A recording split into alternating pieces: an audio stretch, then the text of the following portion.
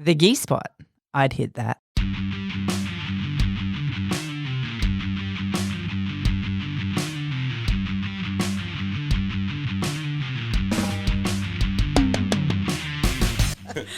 Welcome to the Gee Spot podcast. My name's Rachel Bradshaw and I have a black belt in Jiu-Jitsu. Hey, I'm Kaz and we're back. We are back for another episode on the Gee Spot podcast. We are. How you going? I'm good. How's your week been? My youngest son graduated from school today. So It's done. You're free. I'm free. There's Yay. no more school for me. Excellent. But it also means there's no more school holidays. You can holiday whenever you want now. That's not true because my husband's a teacher. Oh, yeah. I forgot about that. So the same rules apply. Okay. You can holiday whenever you want. I can holiday Yep. whenever I want anyway. How are you? I'm good, but I'm excited. Let's move on. Okay. Why am I excited? We have a very, very special guest in-house with us today.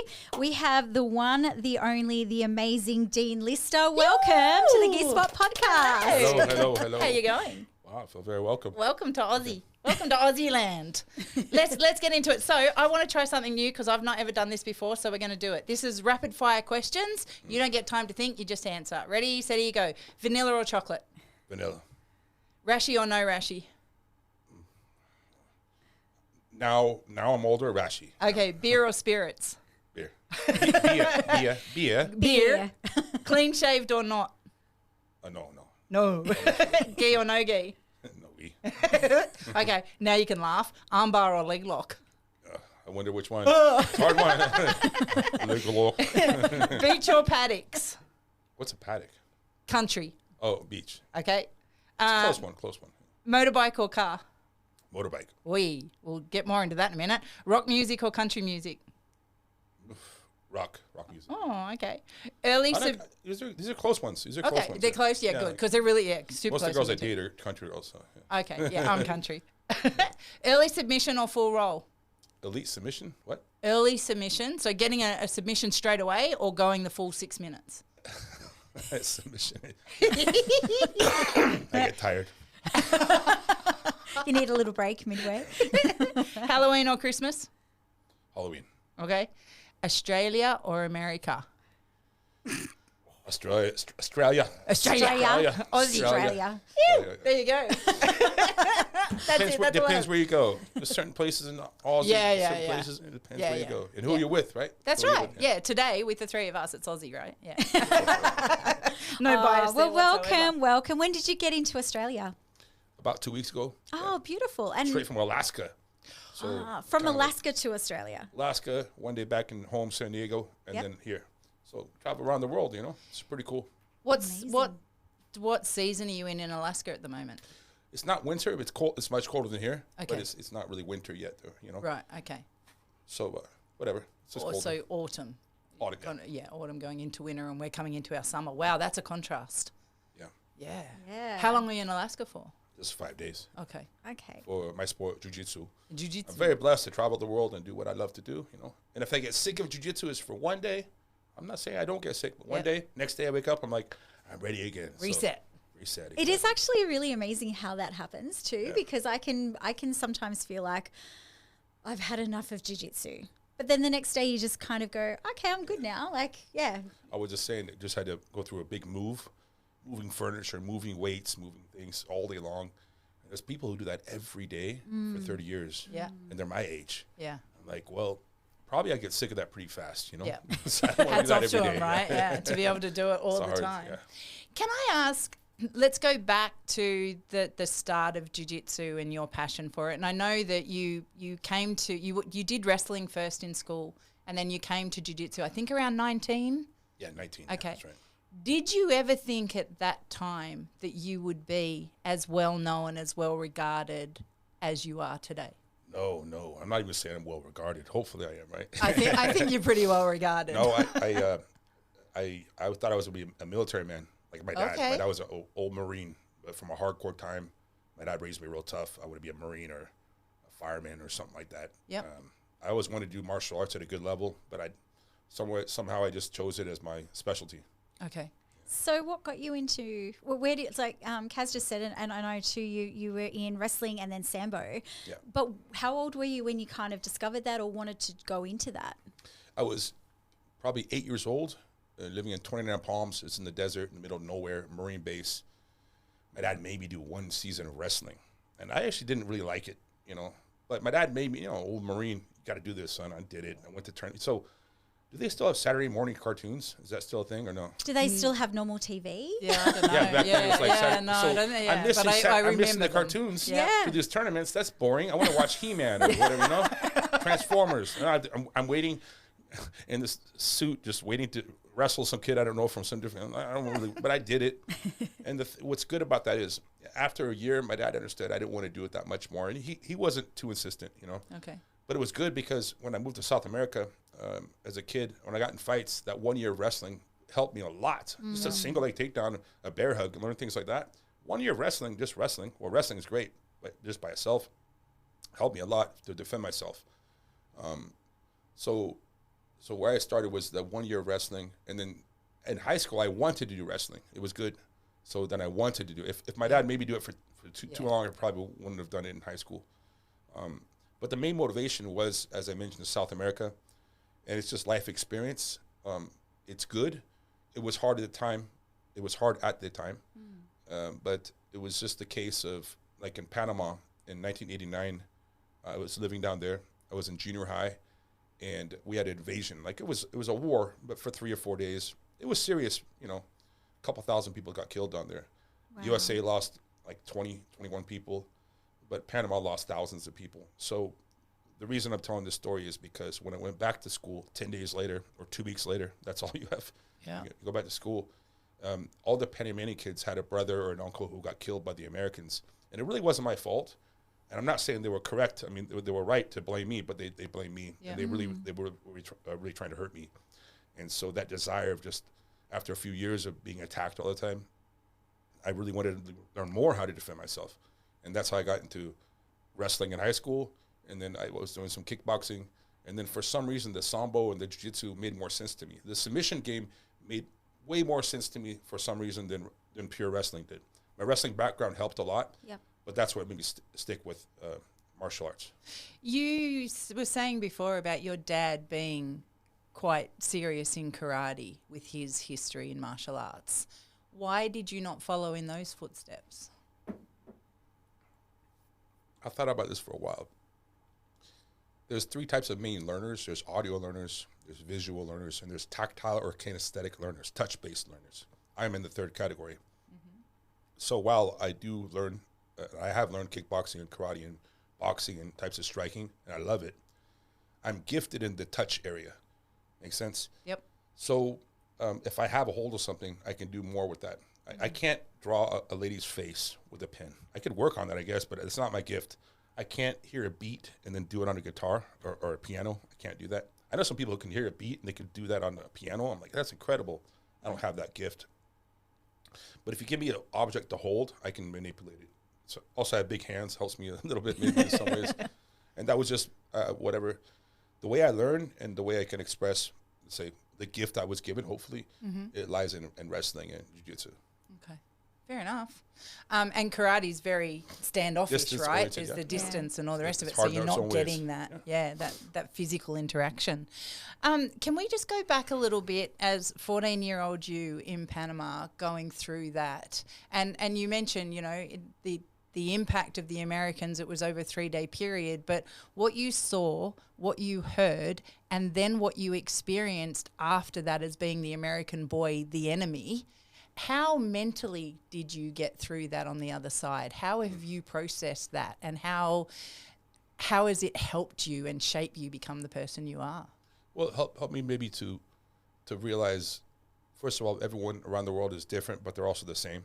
Everyone has the same issues. Everyone has, in every country, maybe they don't like the guy their daughter's dating. That's around the world. That's not just Yep. here. Everyone has. It's a universal Everyone truth. has the son that's a little lazy, doesn't work. Everyone has the same issue all around the world. Even though I don't speak the language, they have the still same have issues. the right? same problems.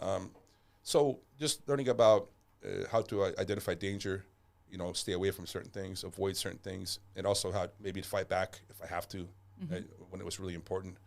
And also being in situations where someone just doesn't like you, maybe how you look or how they perceive you to be, your appearance, or maybe they've had bad experiences. In this case, yeah, Americans, listen, we do fuck with people around the world. We do. You know, it's true, right? I mean, we do.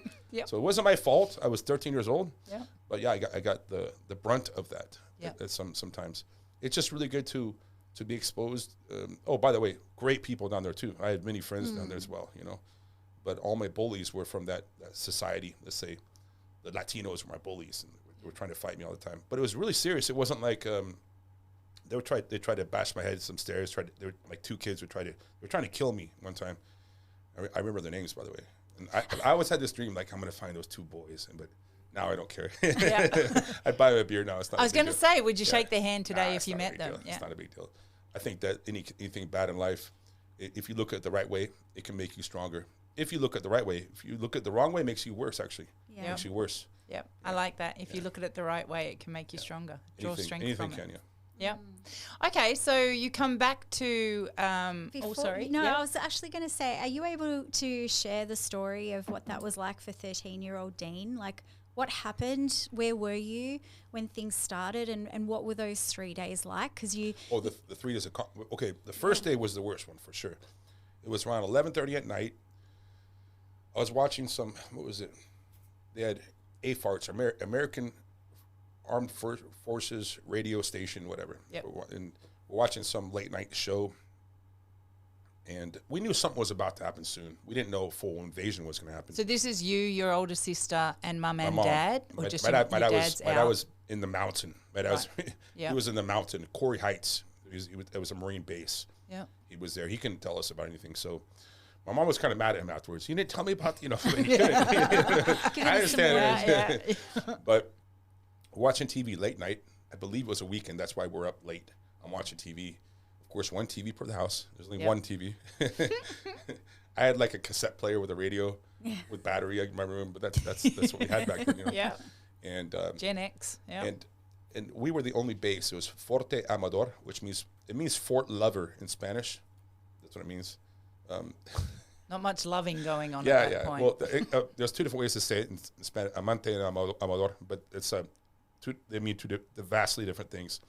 One means lover, like someone you sleep with. Yep. Amante, and amador is something you love. Okay. Like I'm a lover of that. So Fort affection, whatever it is. I don't know I never thought about that in English, how to say it, but it was a combination Panamanian military and U.S. military living on the same base. That's why I was in the middle. Most of the American kids were behind these mountains. They heard the report of rifles and explosions, munitions, but they weren't living on the base like I was. Okay. So it was just chaos, pure chaos, and the sky was flashing with different things. And we got on the ground right away. And as I'm on the ground, the news changes to we are conducting an operation. Now it comes on at that moment. You're active. Yep. And then the power went out, and my mom was like, freaking out, and she was standing on the kitchen counter with a pot, like waiting for someone to break down our door. Just that wasn't going to help her too much with the guys with rifle, but she was trying. She was standing to this pot, and I'm watching mom. I'm like, Mom, but I was 13 years old, so I knew what was going on. I wasn't 5 years old or 4 years old. Yeah. If you're 3 or 4 years old, you could probably tell the kid, hey, this is You can play it down. Yeah. And I wasn't 30 where I knew and I could do things on my own. I was kind of dependent upon my family. And so my mom was very smart. She filled the bathtub full of water because during war, apparently, or wasn't war, let's say during this battle, the water may not work. And she was right. We drank out of the bathtub for 3 or 4 days. And it was interesting. And we got a knock on the door. I'm thinking in different language. A knock on the door saying, turn off the lights downstairs. Those weren't off for some reason, or we'll shoot them out. They were U.S. Marines, actually, or they were U.S. Army, actually. And my mom, she turned them off. We didn't know those downlight stairs they had a different system. They were on, so wanted to shoot them out or us turn them off. And we were just on the ground for 3 or 4 days, that's all night long. It went in, like, it would die down, they get heavy, die down, and get heavy. And we were right on this base, Fort Amador. It was pretty crazy. It was... It is good to go through just to realize like what's out there and how easy your life can be and how a lot of the world sees the world, It's very common. Some countries that's your childhood. Your whole childhood is that.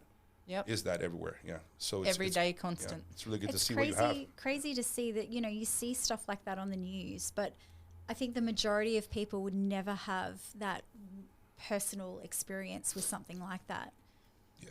Well, especially in let's say our Western first world, it's very rare, I'd say. Yeah. So it's good to see what a lot of people in the world go through. Yeah. Yeah. And also just getting clean water every day. That's a struggle for a lot of people in the world, Yeah. That was so amazing that she had that forethought in that instant, like, okay, we're Fill in the bath. Yeah, so she was obviously like, she picked up some things from Dad and Yeah. And our houses, they were about, well, to me, they were a football field, but I was young, probably 50 yards between houses. So our neighbor was by herself. She was like a newlywed to a Marine officer or a Navy officer. She ran across during the battle, by the way. She ran, she was all by herself, knocking on the door. Help me. Can I come with you? Her woman, so we had the neighbor come in. Oh. She's like, I peed in the closet. So she freaked out, went in the closet. And then she ran over to us and she stayed with us for a few days. She was nice. She was really scared, of course. It would have been hard though too, Oh, yeah. because you didn't know it was going to only last 3 or 4 days, right? Like at that point, you had no idea when the end was going to come, or if it was going to come too, right? So I would think even processing those kind of moments for a mum trying to protect kids and keep the family together and safe, it would have been a lot for your mum to go through as well. Absolutely. She did a good job, must say. Yeah, very much so. strong lady. Yeah, 100%. Military mom. You got to be, yeah. Yeah. So, okay, so we fast forward, you come back to America, and then I was reading you when you left high school and you went to college. And was I right in reading that at some stage you were homeless? Yeah, I was working a job for $4 an hour. I was a busboy. Busboy, you clean tables, you change kegs behind the bar, you fill water, you empty the trash. I mean, it's actually hard work. You're running around. I was 18 years old, whatever, and paying rent, and going to college, and doing jiu-jitsu. So I was like, I have to cut one of these things out. I could actually stop doing jiu-jitsu, keep my place, or I could quit college, keep doing jiu-jitsu. My dad was like, son, you got to stay in college, and he wants me doing jiu-jitsu. And I was like, I didn't tell my dad. I could have moved to Arizona. My parents had a divorce. I could have moved to Arizona and lived with my dad, no problem. My mom she moved away as well. But I wanted to stay in San Diego because that's where my team was at. And I was 19 years old, but I just wanted to stay there. I had this feeling, I need to stay here. I thought it was like a test. I got to pass this test. I was like, well, I could sleep in my truck for a little. I could do that, That way I could do it all, I didn't have air conditioning, but I'm young. I won't die, I'll be okay. And so, I did that for about a year. But I had a car to sleep in. So I was homeless, but it wasn't like, I wasn't sleeping with a cardboard box on the ground, asking for change, But but still, like there's still, there's luxuries that we take for granted, right? Like the bathroom and running water and kitchens and stuff. You don't have any of that in your truck. Yeah. So you still had to make do and get through. I improvise. I don't know if I should say this, but it's just, I guess, funny. Improvise, overcome, and adapt. Old military saying. Yep. I'm listening to the radio in my truck one day, and I hear this. It says, there was an audition for men to work at a ladies' restaurant. You know what I'm saying? I'm 19 years old. I'm like, well, hey, you can do I'm this. Like, what? I was in good shape. I was a little prettier back then to this. So I show up there, and it's a dance audition. I'm like, I'm about to leave. The guy's like, come here. I'm like, no, I can't do this. He goes, oh, you don't have to. Okay, listen, you want to work here? I'm like, well, I don't know. And he said, watch this, just put this tie on, take your shirt off, and just hang out. I'm like, walk around. And just hang out. So I was like, I made $200 there. Yeah, I was going to say, they were putting money in your pocket, weren't they? It was like, I was like, wow, I'm making $4 an hour. Yep. It's hard work. Yep. Or I could make, $200 a night. $200 a night strutting around. It's a slippery slope. That was good money back then, Yeah, absolutely. So I did that for about a year, actually. And then I got my own place, and then I stopped doing that. It's not a good career path, let's say. But it ends meet, right? I didn't have to dance either, okay? Okay, you just had to walk Stop around. talking about meat right now. I can't do that, okay? No, but it was just at the right time I did that. Yeah. And I got my own small place, so I was renting a room. Back then, it was $200 a month to rent a room. Back then. $200 a month. In 1995, yeah. Wow. God, it'd be that a night now. Yeah, exactly. So I stayed in college, and What were you studying in college? Well, I changed my major like 3 or 4 times, which is very common. Yep. I ended up being a sociology major, which is Wow. whatever, with social problems. So I was dealing with like more criminal, police, psychology stuff. Yep. In my senior year, you could choose to work in a hospital or with the police. I Yep. was like, police is way more fun. So I went with the police, did a lot of ride-alongs, wrote my thesis. I wrote, this and this. It was cool. And the thought behind that back then was just to get a degree, because then you have a degree, you're more hireable. It wasn't like I was getting my engineering degree or my law degree or pre-med, nothing like that. And I wanted to go in the military. And I'll fast forward, not too far away, but maybe around, I was 23. I just graduated. And my dad's like, hey, son, you want to try this jiu-jitsu thing out a little bit before you go in the military? I was like, well, I don't know. He's like, just try it out a little bit, because my dad was high-level karate guy back in the Chuck Norris days. Those times, my dad was pretty accomplished in the karate times when it was really hardcore. It was really popular. And then I won Abu Dhabi, and my dad's like, hey, son, I think you should give us a little. That's why I didn't go in the military. So it was actually good. It turned out to be okay, So he kind of saw that in you. Yeah. I was thinking about just going in. And another thing that my dad told me, I was going to enlist. And for those who don't know, enlist means you're not an officer. My dad was a Mustang, which was a previous enlisted, became an officer, which is very respected. Yeah. Because it's like, if there's a manager at a restaurant who's never cleaned tables, you're like, come on. But if you've cleaned tables for 10 years and now you're the manager, you're like, I respect that guy. It's kind of roughly. That's like military. No, I get it. Would that be 100%. correct? Which that's a good analogy? Yeah, I'd say it's good. Yeah, so like, you've done all the work. You know what I've been through. I wanted to be like my dad. And my dad's like, hey, son, you ever think about this in the Marine Corps? Sometimes you're a Marine, right? And they'll take you to the general's driveway and you clean the rocks. You'll paint the rocks of the general. Like, I'm like, what? Yeah, you do that. You do that for a few days. What? But you'll shoot too. But like, you'll be in the desert sun painting rocks all yellow, and they have to be perfect. And you put them on the general's driveway. I was like, I don't really want to do that. He's like, well, then become an officer. I'm like, okay, that's why I stayed in college. Thank you, but God no bless, thank you. God bless our enlisted that does that kind of thing. But that's not in the job description though when you join. No. But yes, sir, is absolutely in your job description when you join the military. That's I true. really That's like true. you. I really. Whoa. Sorry. Jesus Christ. What was that? It was just I just flicked through my streams and it just fucking goes berserk, and some chick going, what's it called when a guy nuts in your throat? Okay, excellent. I heard throat. I was like, that's a random thing. That's his. doing I was gonna say behind there, that's Matthew? his Instagram algorithms. Kaz just he's How outed. to find you? I'm putting you on the Google family. What- and start tracking you. What website was that? What website? Get myself canceled. I don't know that any of this is getting cut out now. No, all of it's getting cut out now. I don't care. Hard to cancel me. Okay, it's too late. I don't care anymore. Excellent. Good. No, It's in. we're all good. It's in.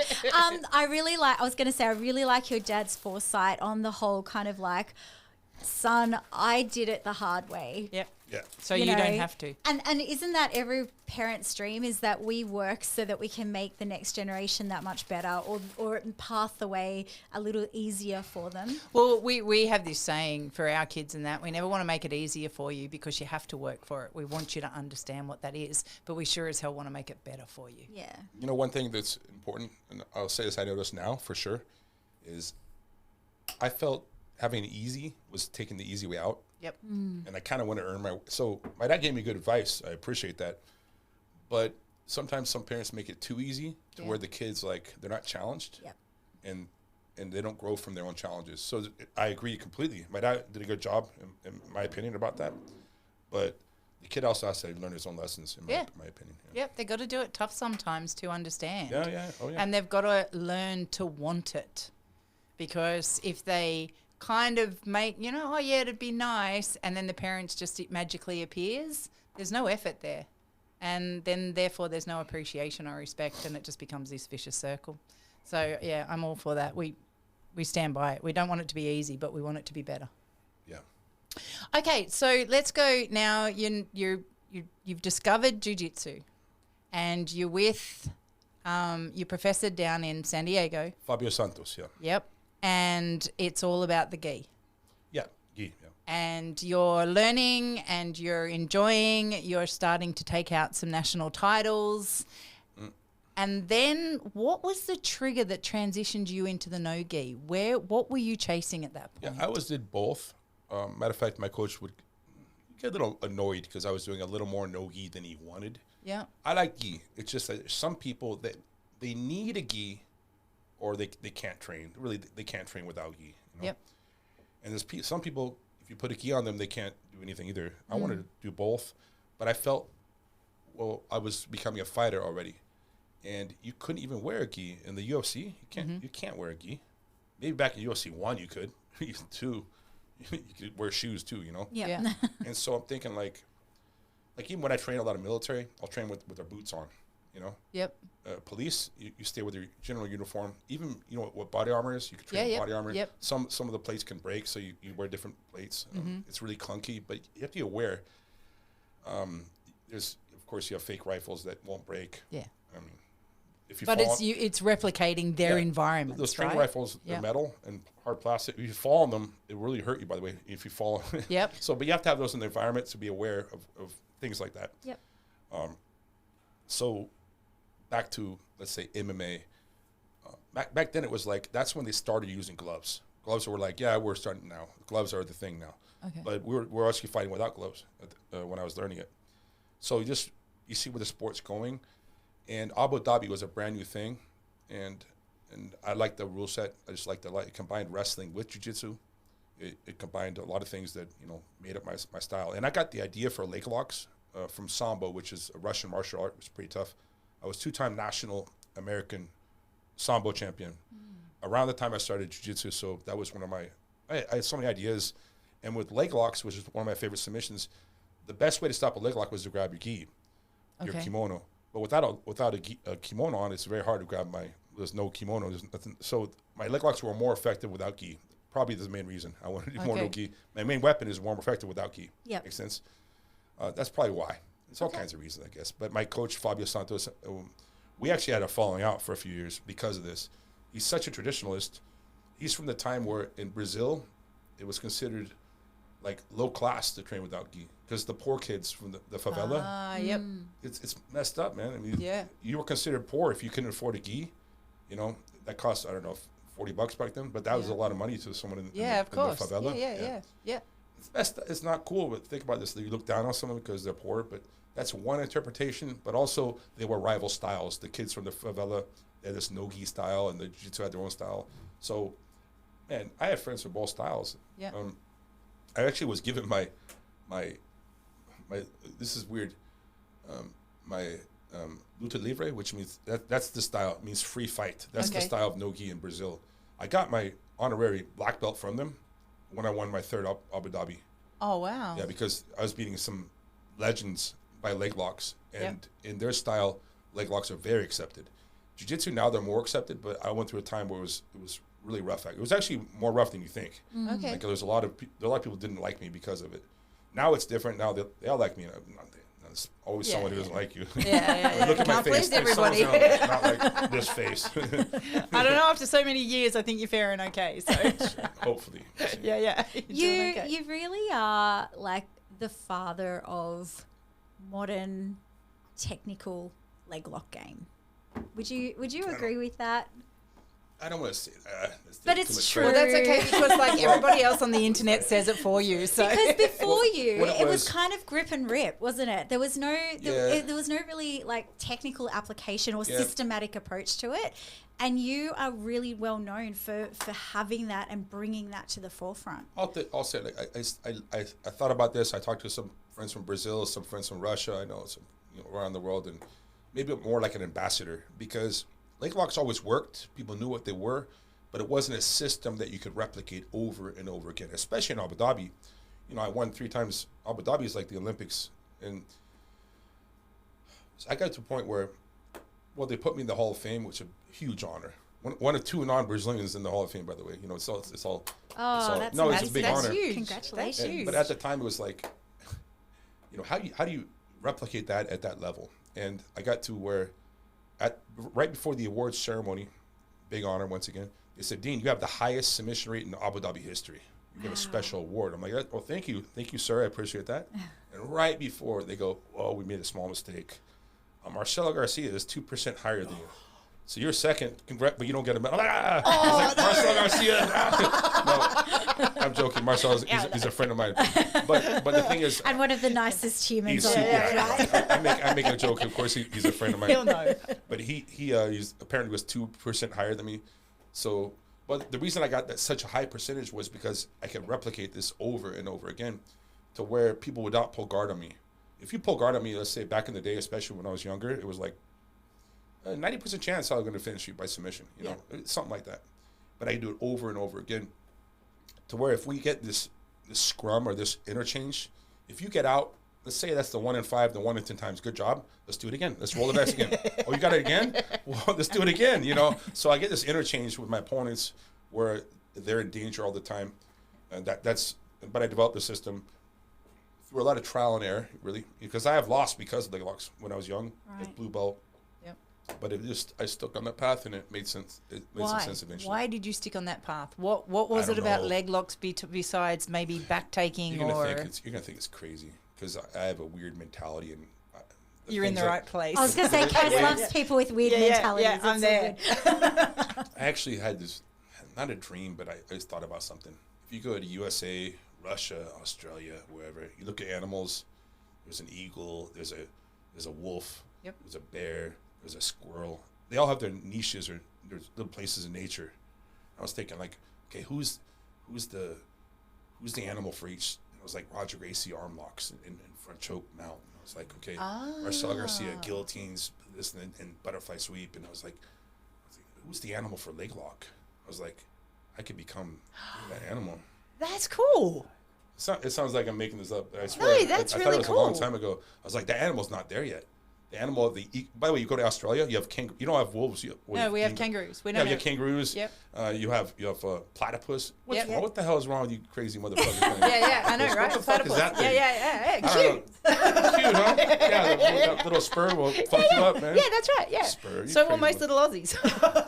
The platypus was the last animal to be created by God, wasn't it? It was just a mishmash of all different things. Throw it all You together. have your own different animals that fill the same places in nature as we do, right? But it's still the same roles. Yeah. So I was like, every place has their own animal and their own place in nature, you know? So I became the leg lock animal, let's say. So that was it then. You were focused and zoned in. I wanted to be Welcome to Spurgy Lane with me. I felt that was one thing in nature Yep. was missing. And I was right. It worked, yeah. Even though people told me it's accepted now in Portuguese. I was having some debates in Portuguese. That's my second language is Portuguese. That's why I have a weird accent. It's a very exotic mix of different languages. I had a speech impediment as a kid and also head trauma. Very exotic accent. But you also have 5 languages under your belt, don't you? I speak 3 fluent, and then the other 2 I can have a conversation. And what are they? What are they? Well, my second language is Portuguese. Yeah. I learned it third, but I speak it second. So English, Portuguese. Spanish, I speak fluent. Yep. It's not smooth, but it's fluent. Like I can get around and I can talk to girls in Spanish. And impress them, probably. You can Jimmy with the best of them. They understand me, let's say. Yeah. French, I can have a full conversation. If they're nice. Yeah. They can always act like I don't understand you. That happens sometimes. But if they understand everything I say, if I speak smooth and small, they understand. Yeah. I can have a conversation. It's Okay. not smooth though. Yeah. And Croatian, you know Krokop, the fighter. I was his coach. Okay. That one's like I sound like a 4-year-old lost. Yeah, there soon. You know, It's words. So I don't really count that, but I'm saying I can communicate in 5 languages. Yeah. That's awesome. Wow. And so what interests you to be linguistic like that? Like what? Oh, it's from my time in Panama. It's because when people wanted to like beat me up all the time. I don't know what they're saying. Like, I want to know what you're saying, motherfucker. I always had this sensation where you're around someone and you think they're talking about you. You don't know, though. Yep. That's not a good feeling. I was saying to Kaz earlier when we go and get our nails done, and the ladies are doing our nails and they're talking, like they're looking at my unshaven legs. Yeah. You'd get a better deal if you spoke their language. See? That's it. See, you save a few dollars. It's worth it. Take the years, learn Mandarin, and save yourself $5. Yeah. You know? 66 dialects in that one. I'm not learning that in a hurry. That's a hard language. My goodness. No way. Okay, so when did you decide that you wanted to dominate in this space? I was what do you mean? Oh, as far as making my career? What Yep. do you mean? Right when I won Abu Dhabi 2003. Was a that the great first feeling. one? That was when my dad's like, he called me on the phone. His son, I think made the right choice. You know, it was a good conversation. I was like, well, I could do this. And it might sound strange to you, but all my heroes were military. I actually, in my mind, thought as a kid, I was like, you're not even a real man unless you're military. Yeah. No, I'm not saying that's true, but No, yeah, no. all I my know. role Yeah, models I were get it. military. Yeah. So I want to be, to be a man. And unfortunately, some kids, all their heroes are in prison. Yep. And they actually kind of want to replicate, like, you have street cred, Yeah, it's actually a problem nowadays. But if you realize, like, you don't need that, it's cool to look up to certain ideals that people hold are strong and this, or work hard. That's really good. Yeah. But I was like, I'm gifted at this one thing. I'm doing it already. I'm in the right position. I was like, I can become a specialist, I think. Yeah. So I just decided to embrace what I do somewhat well, something I love to do, which if you can find something that you can do well and you love, goodness, that's great. It's a great life. Because hey? if you can't find that, life is a lot. It's more harder. miserable. Yeah, you're existing. You're not living. Yeah. It's a struggle. And I definitely embraced, for the time being, the boogeyman, or let's say, the bad that is guy your- that was yeah, doing the that's your stuff that no nickname. one really likes. No, they respected it, but it was like, there was even times I spoke to some of my friends in Brazil. They were like, man, before I knew you, like, we're like, how do we stop this gringo, man? This freaking gringo, man, it's so frustrating. He's just gonna grab your leg. It's so frustrating, So there's stories like that. It's cool because if you look at it like this, if we have two countries in war, and they both have strong armies, right? But this country has a Navy and an Air Force. This country only has an Army. Well, I can win by many different ways, not just, why just fight Army and Army. I can win by different ways. In American football, if we both run, run, I guess, from Aussie, it's similar, but it's different. Rugby is similar but different. If you run the ball only, there's a defense for that. If I have a pass, though, you have to change your defense. You have to wait out. You have to spread your guys out and wait for me. You can't have them all close to the line, or the pass is right there. So, or kickboxing, let's say the guy only kicks well, he can't punch well. I'll get close to that guy and punch him now. Yeah. Or he only punches well, he can't kick well, I'll stay away from him, I'll kick him. So if you find what someone doesn't do and you do it well, and you make them fight your battle, it's going to be a problem for your opponent. Yeah. So in my opinion, the leg locks were just something that, especially most of my opponents are from Brazil, great athletes, like legendary opponents, I must say, and they've helped me grow to become a stronger person. Is the first thing I can grab is their legs. Yep. The guard. Oh, if you hide your guard from me, I'll pass your guard. No, you can hide your legs. I can't leg lock you. But now I'll just walk around your guard very easily. Yeah. And that happened before. I've had some opponents where I passed their guard really easily. And these are legendary people. And it's because they don't want me to grab their leg. Yep. That's fine. So it's, in my opinion, it makes the sport more complete, hopefully, because you're covering all your bases. Yeah. Beautiful. I know for you that sport has been a big side of this. You've built a career around it. But the self-defense side is also very special to you as well, isn't it? Yeah. When I started was UFC 1, 2. I mean, right before I was doing Sambo, and I started doing jiu-jitsu right after Royce Gracie won. And the thing is, with all due respect, your coach should know at least how to fight a little bit. Nowadays, I'm not saying you have to. I'm saying if your jiu-jitsu can't help you in a fight, it doesn't matter too much, So if you rely upon, by the way, I respect the rules. You guys are more safe. You don't want to be having people biting each other. Yeah. Yeah. I understand. But I address that. I address if someone tries to poke you in the eyes. I address if someone tries to bite you. I've dealt with that in my life in real fights. Yep. Or let's say being slammed. Don't let someone pick you up. Yes. Don't let it happen. I say it all the time. Right. And I laughed just then because there was a big conversation in the women's class the other night, and Rach was giving that exact same. Yeah. And if they do, let go of their submission. Yep. They pick you up, let go of they'll be disqualified. Yeah, but what if it's in a tournament and they slam you and now you break your back? Yep. And they're disqualified, right? You win. Yeah. Yeah, but You're in a come on, wheelchair. man. Great. Yeah, it's not cool. All respect to I have some of my students are in wheelchairs, but if that was a path to being in a wheelchair, I would say that's not a good. Yeah. Stay away from that. Yeah. So, how do you grab someone who doesn't want to be on the ground with you, who wants to punch you? Learn how, at least have some experience of what that is. And yeah, some people are hard to take down and they have good striking. It's hard, but at least learn what that is. In my opinion, it's very, very important. Yep. Yeah.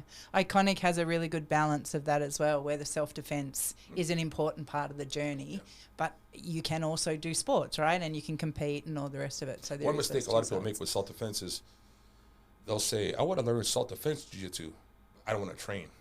You know, rolling, right? But the thing, you have to roll and learn self-defense. You can't just learn this 3-day course. Yeah. We do have women's courses. Women come in, they get a certificate in 3 days, which is great. It's better than nothing. Yep. But you need to if you train.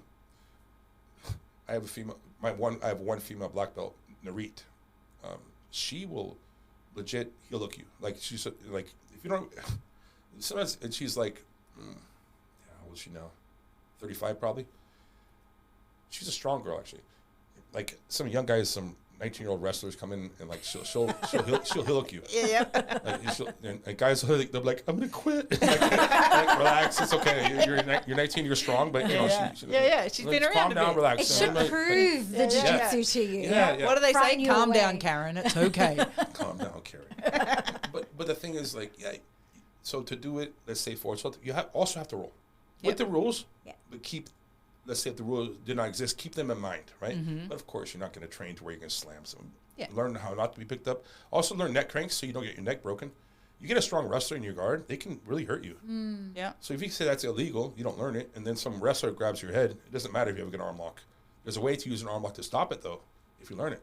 Right. Yeah, makes sense? Yeah. It's About learning. And you can still it all, you can still right? lose. You can still get slammed. You can still get neck cranked. You can still get. It can still happen, but at least address it so you learn about it. Yeah, my opinion. I think too, like when you put that self-defense hat on, it just, like you were saying about the leg locks, it just rounds out your game and it rounds out your understanding of jiu-jitsu.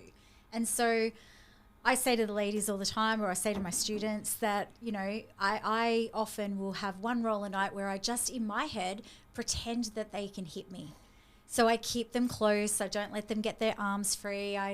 But the stuff that actually leads me into by using like the punch block safe or punch safe jiu-jitsu leads me down a submission path that I wouldn't otherwise get if I was just playing grips and that sort of thing, you know. So it's fun. It's fun to have these little mindsets as you train. Kind of on your point about you could imagine you're hitting me.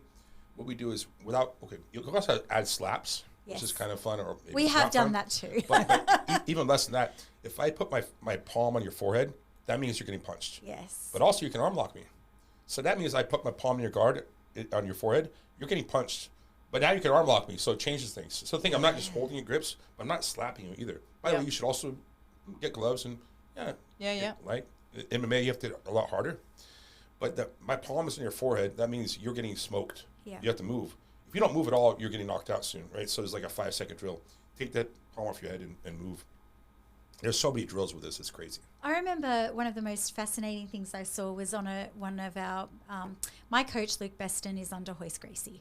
And in gradings that we would do, it'd be like Shark Tank and things like that. And I saw a brown belt go through his test once, and Luke slipped him like one of those knives, the training knives. And as soon as the guy who was in the guard testing this brown belt raised his arm up to stab or to pretend to stab, it just opened that arm out. Triangle. And so the brown belt just went straight for a Kimura and got him in that and then stripped the knife and it was all over and done with like that. It was amazing how we might put the hat on sometimes to train against those things, but we don't train with the mindset of being the offensive person with the knife. And so that guy who was well versed in jiu-jitsu put himself straight into a Kimura by bringing his arm by holding a knife that he doesn't normally hold. Doesn't normally hold. So it was fascinating. It's also funny. Wrestling in a fight is easier to get takedowns than in wrestling because if you don't throw a punch, I'm in a low stance, my hands are down. Yeah, I'm not throwing a punch. If I stand higher and I throw a punch at you, now if that connects, it's going to hurt you. But if I miss, if you get back now, I'm up higher. Takedown is easier to do in MMA, actually. Yeah, absolutely.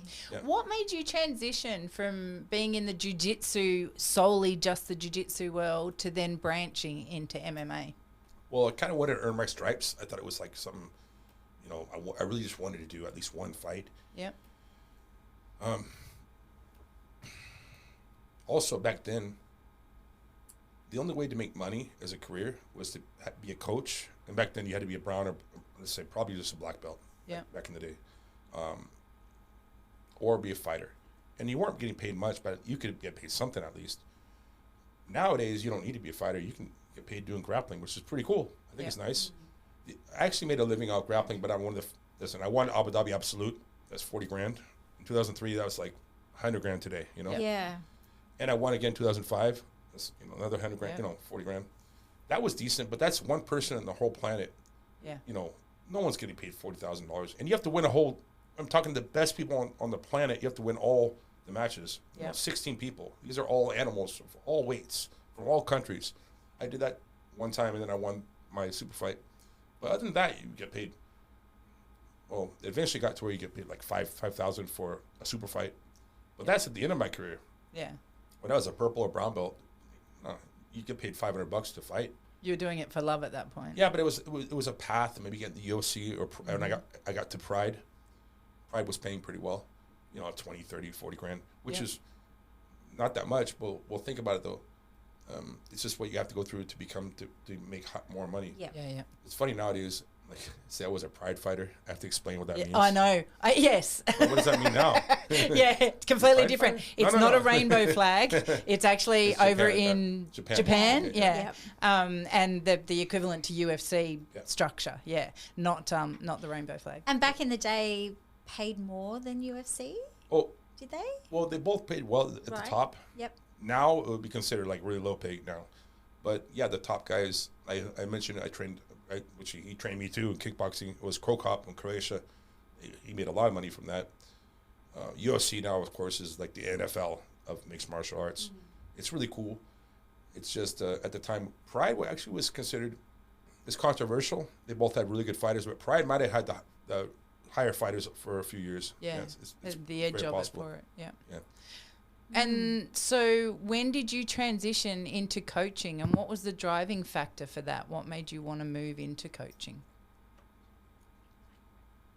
You know, I've seen some fighters, they're great fighters, but they can't coach. Mm-hmm. I know some coaches who were never great fighters, but they're really good coaches. I wanted to be both, you know? Yep. And I always had a different point of view, so most people appreciate. I was Tito Ortiz's coach for like 8 years. I was Krokop's coach for like also 8 years. This guy named King Mo, Mohammed Lawal, I was his coach for 6 years. I trained some, you know, Rulon Gardner. He was the American who beat the Russian Karelin, and I coached him for his one fight. I have all kinds of fighters that are famous. I've trained for 1 or 2 fights. I trained Mike Bisbee for a fight. Rampage Jackson I trained for several fights. He was my training partner. He actually saved me from getting stabbed one time in England, so he's my friend. Oh, wow. Oh, tell us that story. You want to hear that story? Oh, Yeah. please. We love story time. Yeah. Oh my god. Okay, I won't make this too long. Let's see. Around 2008 to 9, I forget. Rampage and Bisping was my student. Well, now he's in the Hall of Fame. He's one of the best fighters in history. He was my student on season 3 of Ultimate Fighter, 2005 or 2006. 2006, I think. And I was a coach with Tito Ortiz and whatever. But I'm friends with Mike Bisbee, and I'm friends with Rampage. Rampage, we trained many times with Tito up in Big Bear. Big Bear is a mountain area east of LA. It's like 6,000, 7,000 feet, so altitude training. Can you hear what I'm saying? Yep. Because Yep. my speech. So I know both very well, and I heard that Rampage and Mike didn't like each other. There was some, like, whatever. Well, I'm going with the UFC to England. Well, basically, I introduced them. And Okay. they became best friends, actually. Okay. And was there animosity there when you introduced them? Instantly, Good. it was awesome. No, I Okay. mean, there was some, not beef, but there was some, I don't know. They Yep. got together, like It was best all friends. done. man. Yep. So I didn't introduce them, but I was there when they met, and I think, yeah, it was cool. So we're walking on the street, me, Rampage, my old friend Hans, and like 3 British fighters were walking, MMA fighters were walking, and there's like these 4 guys. They had trench coats on, and they were not from England. They were walking next to us. No, there's like 6 of them actually. But they had trench coats on, and they were staring us down because we were not from there. We had tennis shoes on, walking, big guys. Rampage goes, "Hey man, what are you guys looking at, man? You don't like us?" And they go, "We did not say that. We didn't." They weren't from England. Yeah. They were from like Pakistan or something. We're like, "We did not say that. We did not say that. We didn't say what they're accusing us. We didn't say this." And Rampage goes, "Hey, where you from?" They went, "New York." And they were like, we laughed. And that was the end of it. We walk. There's a nightclub we're going to. I'll try to make this fast. And there's a line around 2 times around this building. It's like it's an hour, or whatever. It takes an hour to wait in the line to get the front. These guys that kind of were staring us down, stand in line. We're going to go there later. We go across the street to this bar to hang out to wait for Bisbing. And we had some girls with us, whatever. Hanging out with some beers. Mike Bisbing shows up, "Hey, what's up?" And I think that's when they met. We're hanging out for an hour and a half. Yeah. We walk out. We go right across the street to the front of the line. And those guys are now in the front of the line by coincidence. Oh, no. We walk right in front, and they go, "Why did they get in front of us?" They were complaining. And the bouncers, so they're saying, "Why did they get in front of us? Why did they cut the line?"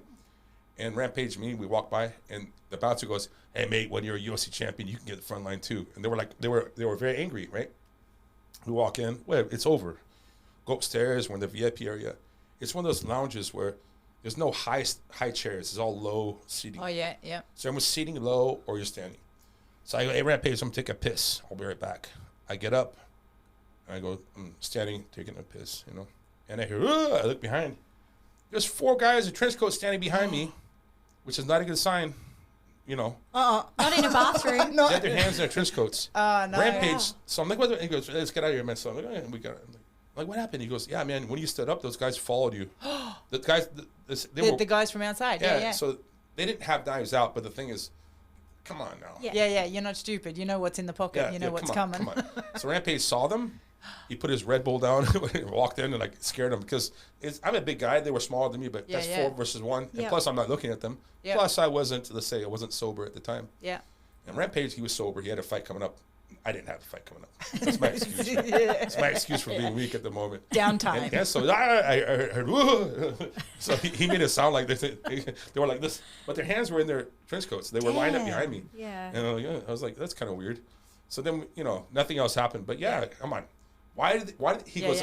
They stood up and followed me in. They saw me. They were waiting for me. Yeah, they were coming for you. They're waiting for one of us, right? Yeah. So I think he might have saved me from getting, Yeah. let's say, a night in the hospital or worse. Yeah. Could have been a lot Or worse. maybe save them, really. Well, no. That's how you tell the story. I broke his arm. I die later. He saved 4 of those dudes. Yeah. My last words on my deathbed, I broke his arm.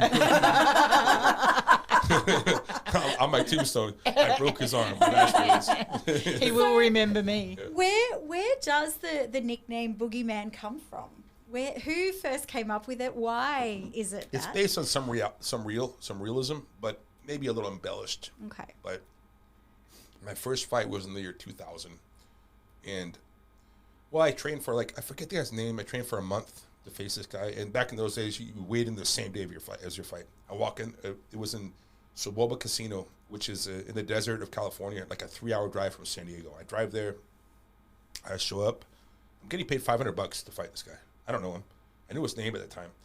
They go, "Dean, your opponent, he said he's sick. He can't, face you." I'm like, "Oh, come on. I trained for a month. I want to get my cherry popped. I want to get this done, They're like, "Well, sorry, we'll pay you the $500. I'm like, "No, I want to fight. Come on, I want to do it. I train." They go, "Okay, we'll try." Back in those days, they can go in the crowd and ask people to fight, Really, I know, it's the wild, wild west, Are you standing up front? Because I don't know too many that are putting their hand up to go, "Yeah, please." No, it's like 2 hours until the show starts. Oh, right, I'm backstage. They go, "We'll look for a guy." So I was already California champion. California's like 44 million people. It's, something. Yeah. So they're in the crowd. "Hey, what's the fight?" "Yeah, I'll fight. Come here. What's your name?" And the story is like, "Yeah, I'm ready. Thank you for the chance. I can't wait to fight. "Yeah, I'll fight anyone." "All right, who am I fighting?" "You're fighting a guy named Dean Lister." "Actually, my shoulder is." And then they're like, "Okay, all right, I'll fight next time. I'll fight. I'm ready. Who am I fighting?" "Actually, my knees hurt." So the rumor is that 8 guys, and then finally the ninth, whatever, 5, 8. Maybe it's embellished. Maybe it's just 2 or 3. But so then I fought, and I won by knee lock. So that's the joke. I was a boogeyman. I scared him. But I'm not saying it's true. But there's some story behind that. So Well, whatever. I wouldn't volunteer. Would you volunteer? No. No. For a game of cards, to have a drink with you, absolutely. Dominoes. Yeah, dominoes, no problems whatsoever. No fucking way. I'd have a roll. Yeah, I'll have a roll. Friendly. Yeah. The best thing about a nickname, you can't have your own nickname. So that was given to me. Yeah, so yeah, that's why yeah. it's an exaggeration, I'm sure. But Yeah. there's some story about that. I'm not sure who said no or who said yes, but whatever. It's not important. Before that, they called me Dean the Machine, and I hated that name. Because if you're called the Machine, everyone wants to see the machine lose. Yeah. The machine, watch, it's not really a machine, is it, you know? If you're like, I don't know, if your name's like Smooth or, you know, I don't know. No pressure. Come on. Oh, he's smooth. Oh, he's not so smooth now. The boogeyman, like, what the fuck? Like, Yeah. And not much pressure. So I like the name where there's not much pressure. It's Yeah. curious. It's kind of a jokey name, yeah. And your sister trains too, yeah? No. My sister. No? Oh, I've tried moves on her. Oh, yeah. It's just, and the ladies, you gotta understand, if your brother or your Yeah. husband does jiu-jitsu, it's gonna happen sometimes, you know? I Just the way it is. Basically gets a lot of women on the mat just to learn the self-defense of all the moves that the husbands put on them at home. Yeah, and there's many a times I come home and I'm stepping over my husband and one of my daughters on the kitchen floor, wrestling and carrying on and all the rest of it. So it's never left to just the mats when it's in the There was family. I gave her a blue belt. Her name was Natalie, one of my students, and she had a baby, and but she was married to a Navy SEAL, and she's like, I'm getting good. Yeah, you're getting better. You're a blue belt now. She's like, I'm gonna beat my husband. And he's a tough guy. His name's Carl, and she's like, she's telling him, like, I'm gonna beat him one day. I'm like, okay. So he comes on the mat one day, and she's like, this is my time. I'm a blue belt. You know, I'm gonna smoke this guy. And he's like off training. He's like, you know, he's in shape. And she tried really hard, but she was like, it goes in reverse too, you know? He's a Navy SEAL. He's done a little bit of stuff already. Yeah, of course. But it was kind of cute. But she was like, yeah, I'm going to get my husband. I'm like, oh, okay.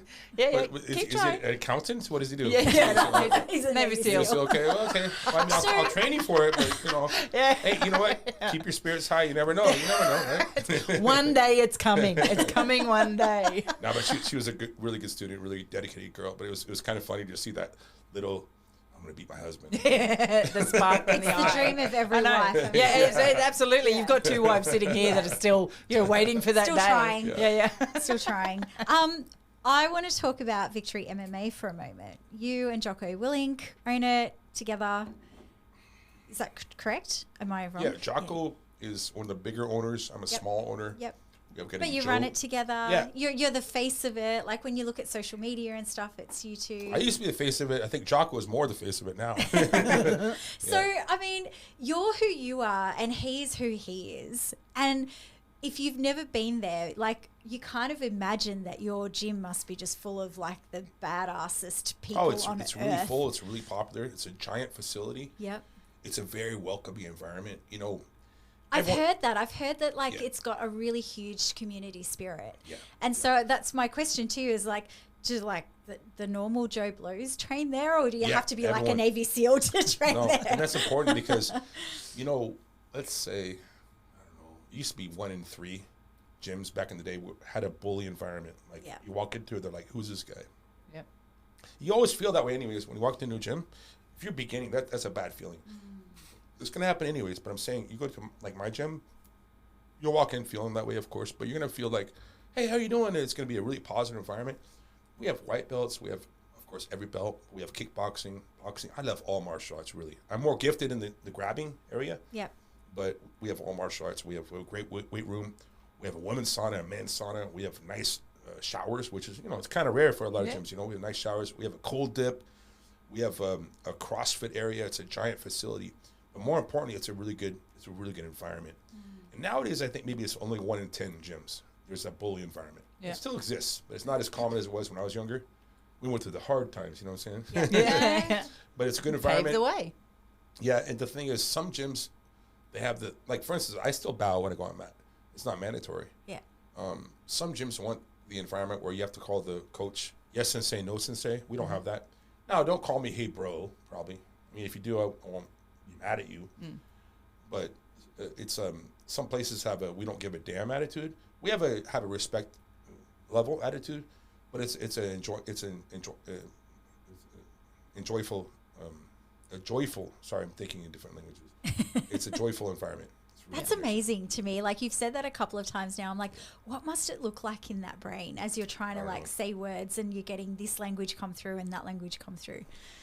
I'm special. Maybe not in a good way, okay?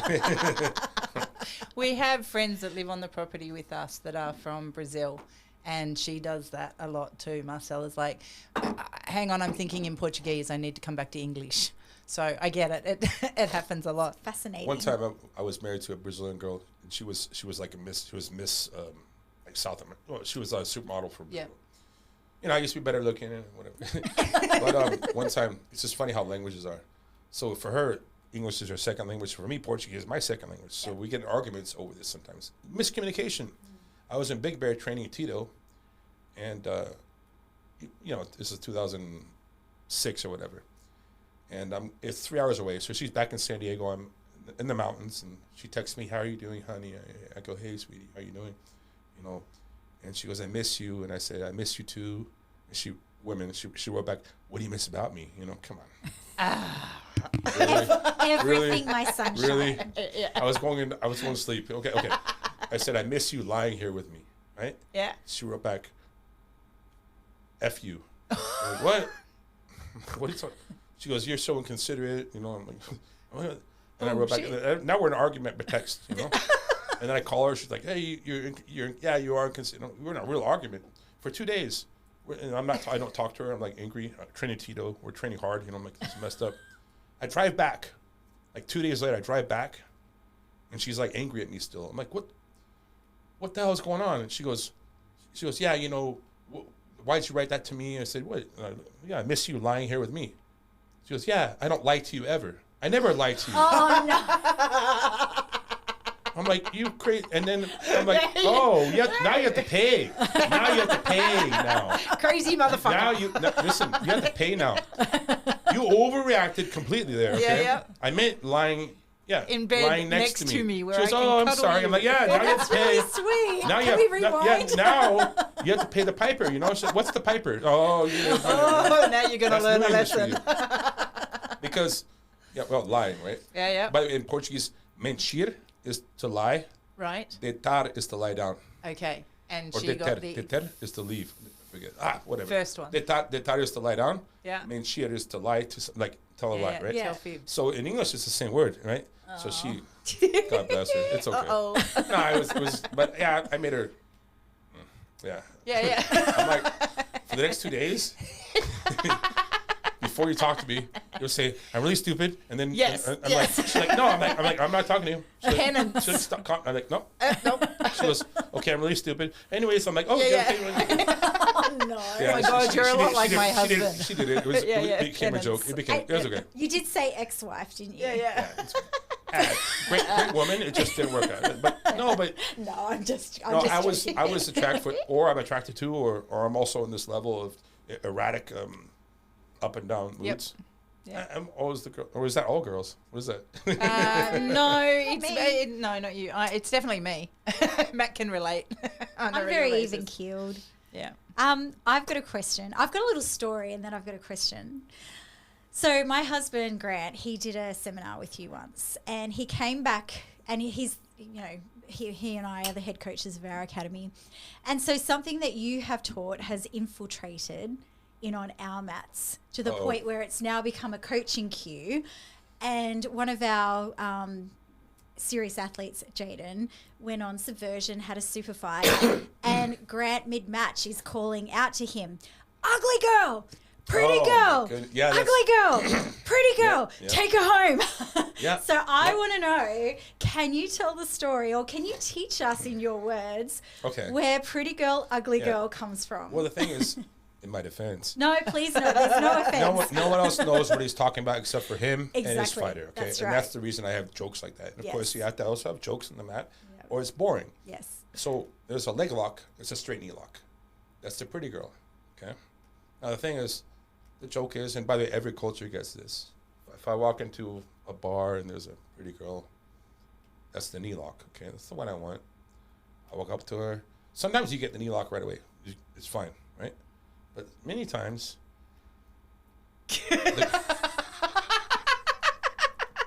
her girlfriend comes out of the bathroom. She stands in front of the pretty girl. Well, she knee blocks you. She knee blocks you, yeah. So now you're blocked from getting the knee, right? There's no knee available because it's blocked. But the knee, she's knee blocking you, right? So then the thing is, if you try to get the knee lock too much, you won't get it. What happens is you lose all the position. It's gone. But if you ignore the knee lock for a second and you attack the other foot, it's the ugly girl. Now, she's not always ugly, but usually she is. But sometimes she's not, right? But I distract, I grab the ugly girl, the other foot, right?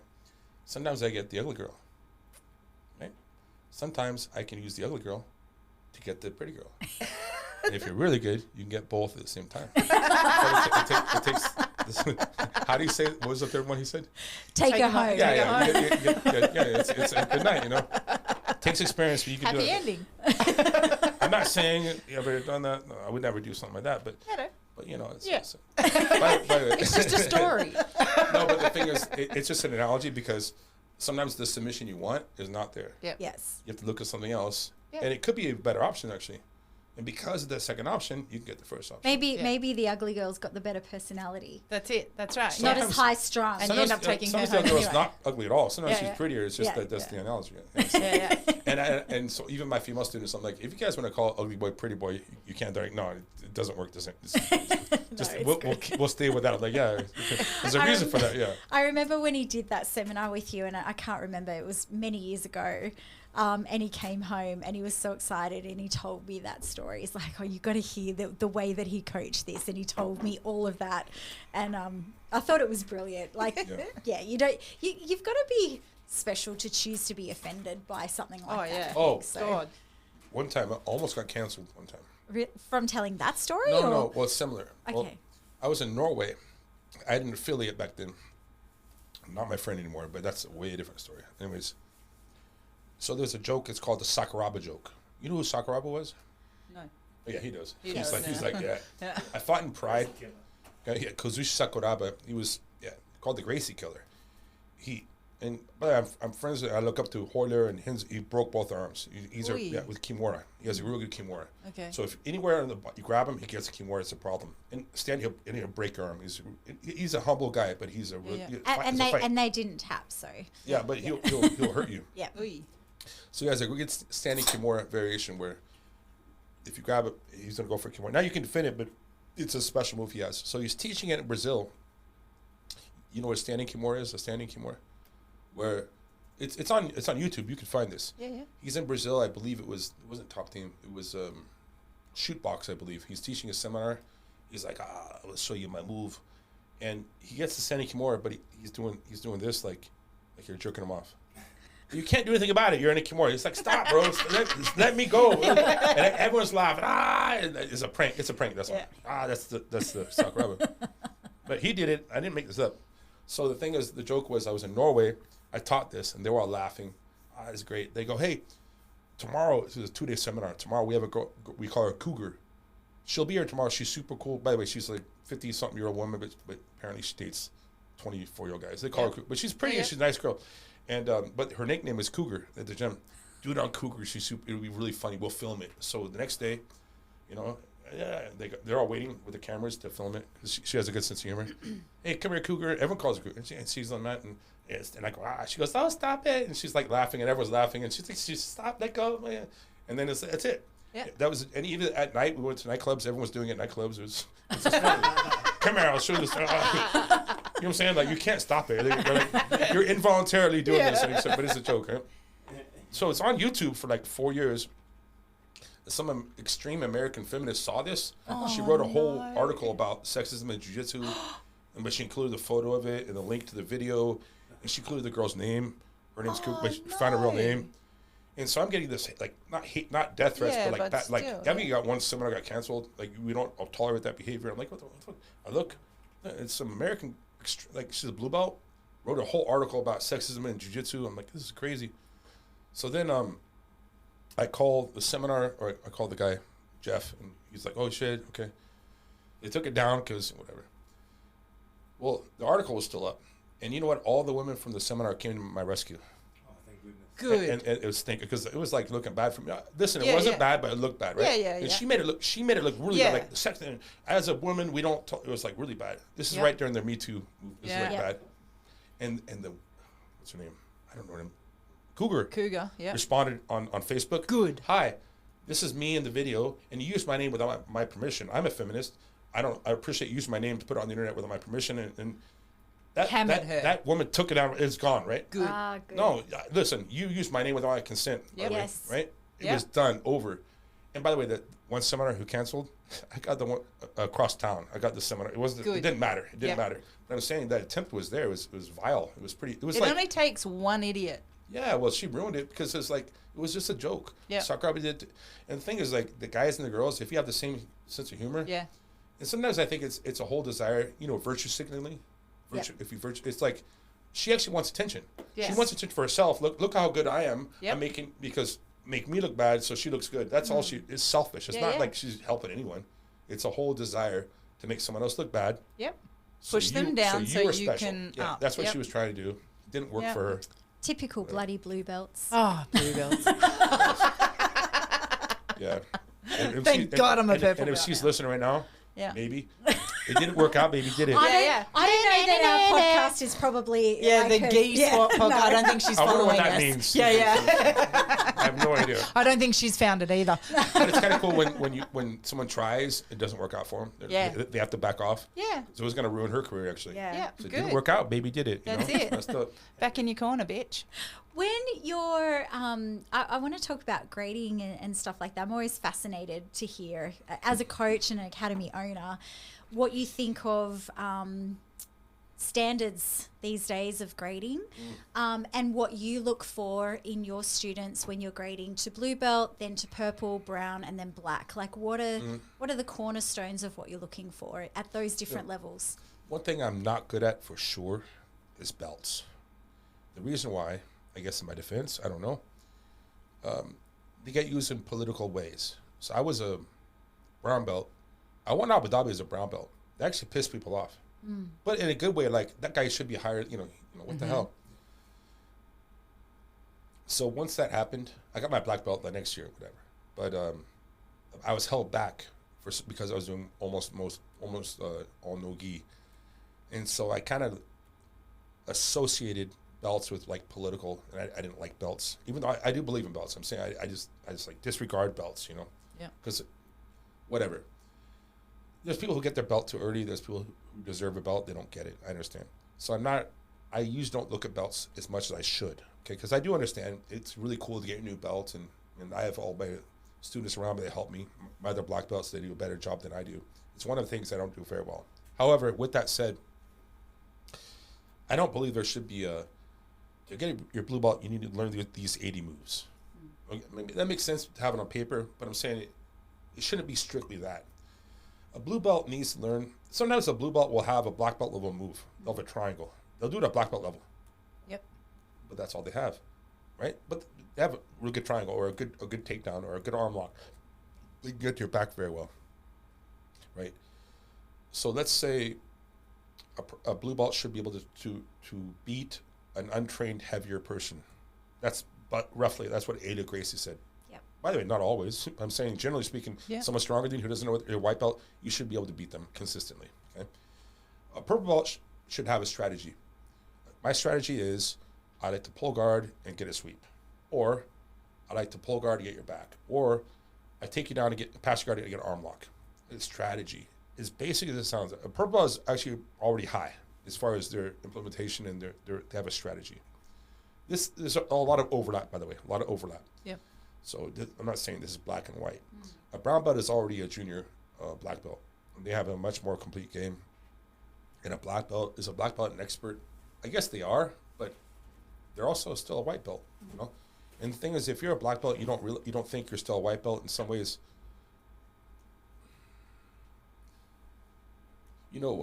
Jocko, you know what a FOBIT is? A FOBIT? Yes, sir. It's a forward operation base. Is that what you say, forward operation? It's someone who just stays on base and their uniform's all correct, but they don't ever go out on missions, right? This Like is a not my pogue? story. Similar, yeah. It's Yep. pretty much A what? Pogue. Pogue. Most of Oh, them go that sounds for very it. British of you. Yeah. Pen pushers in There we go. uniforms. So I know some black belts. They just, you know, like, and they show off their black belt all the time. Some are my friends, but I'm just saying, like, they're just like, they take picture. I made black it. Belt, black belt, black. Yeah, I made it, right? But really, you don't get dirty every once in a while. You know what I'm saying? You know, Yep. so Yeah, I'm making an analogy in all humans, right? Yep. And so you don't realize you're still a white belt in some ways. I'm still a white belt. Matter of fact, at seminars, I go, who's a white belt? Who's blue belt? Purple, brown, black. I go, realize my hand. I'm not trying to virtue signal. I say that. Yeah. But my hand was the whole time because Stayed I'm still up. all those belts still. Okay. Whatever I am, you know, I can always learn from someone. We were talking about this We were. earlier. Is that I can see a white belt do something naturally different. I'm like, that's interesting. Do that again. Yep. Do that again. And I can actually learn from a white belt. Now, not usually learn more from me, probably, because I've done this for, let's say, 32 years. Yeah. And I've wrestled for 5 years, so whatever. But I can sometimes, if I have an open mind, I can learn from anyone. Yeah. And that's the catalyst of what we were talking about, right? How important is it in this space to still remain with an open mind? That's hard work and open mind are the two most important things that you objectively just choose to do. Yep. Work on having keep an open mind and keep yourself working hard. You can objectively just choose those two things. In my opinion, those two things by themselves is like the most discipline. Okay, of course. But I'm saying as far as keeping an open mind and work hard. Yeah. Okay. Sometimes you can work too hard. Sometimes you can have too much open mind, maybe. Okay. Like, there's certain things happening today in today's society. Is like, bro, you're too open. Listen, we already know what's going on. You're going back in history. Yeah. We talked a bit about that in the car too. I really like what you said about a blue belt that will have a black belt move. And as you said that, and I've known that too for a little while, but it just occurred to me that I can be a black belt that has blue belt moves. I can be a black belt that has a white belt move or a purple belt move. Like, you know, and that's probably more the reality of it than to have all my moves at black belt level, which I don't, you know, and I'm What is still so funny? learning. So let's say if I look at you roll and I go, okay, maybe her left side sucks. My left side does suck. Right side. How did you know? You know, it's funny, like, I'll look at her like, okay, Yeah. she's a black belt on her right side, but she's a blue belt on her left side. Yeah. Yep. So I'll attack her left side. You'll be like, what the fuck? Actually, no, I'm better on my right side. It's my left. Yeah. But you're you- right. Now you're just saying that so he doesn't get for it. Okay, watch this. Yeah. But sometimes like I walk around the seminar. One time in France, well, it happened several times, but one time in France, there's like 80 people, and you can tell by the cauliflower what. Okay. Yeah. With 90% accuracy, if you're right-handed or left-handed. Yeah. So if you're this one, you're usually right-handed because you passed your left. Most people who are right-handed pass their left, so this is the area that gets exposed. Yeah. So if you have cauliflower here, if they're both equal, you can't tell. If this one's higher, let's say more, and this one's less, you're probably left-handed. Yeah. And so then you passed can your right. identify and Yeah, so favor. the guy's like, how do you know I'm left-handed? I'm like, I research on the internet. He's like, Random stranger of seminar that I've just attended. yeah, there was so we're driving here is a little quick story about being open-minded. There was a story of a little girl watching her mom bake a cake in the oven, and she noticed, smart little girl, she noticed her mom would go in the oven halfway through and turn the cake. Stop, shut the oven. Hey, mommy, why do you do that with the cake? And the mom said, I don't know. That's what my mommy, your grandma, taught me when I was a little girl, to do that. She goes, okay. So next week, she says, Grandma, hey, Grandma, like, why do you teach mommy to turn the cake in the oven halfway through? The grandma said, I don't know. That's what my mommy, your great-grandma, taught me when I was a little girl. Healthy family. She has a great-grandma. So she sees great-grandma the next week. Great-grandma, why is it you taught grandma and mama, and now I'm learning to turn the cake in the oven halfway through? The great-grandma goes, back in World War I, our oven was broken on one side. We had to turn the cake, So there's a reason for it at the time, but maybe you don't have to do it anymore, So actually there's no reason, but the reason I was taught that. So some things in jiu-jitsu you're taught, well, maybe it had a reason before, but maybe there's no reason. So that's also involved in laylocks. It's a story I heard like when I was a little boy about the cake. Yep. And interesting. So I was like, some things you learn because there's a reason for it. Some things you learn because there's no reason. That's the way you do it. And so there's some things I do with leg locks. I change some things because there's actually no reason, just because someone was taught that. And it's recycle, recycle, recycle, you know? So having the courage to branch out and follow where your gut feel is taking you to evolve it into something you could then work with. yeah. That's, you know, I shared a meme the other day and I was showing people and it was very similar. So a lady walked into a medical room and there was 20 people all in there and they were all paid actors to be there. And when the bell went ding, they all stood up, right? And then they stood down and then they stood up. The one woman's like, what the fuck? And but then she starts that's falling asleep. right.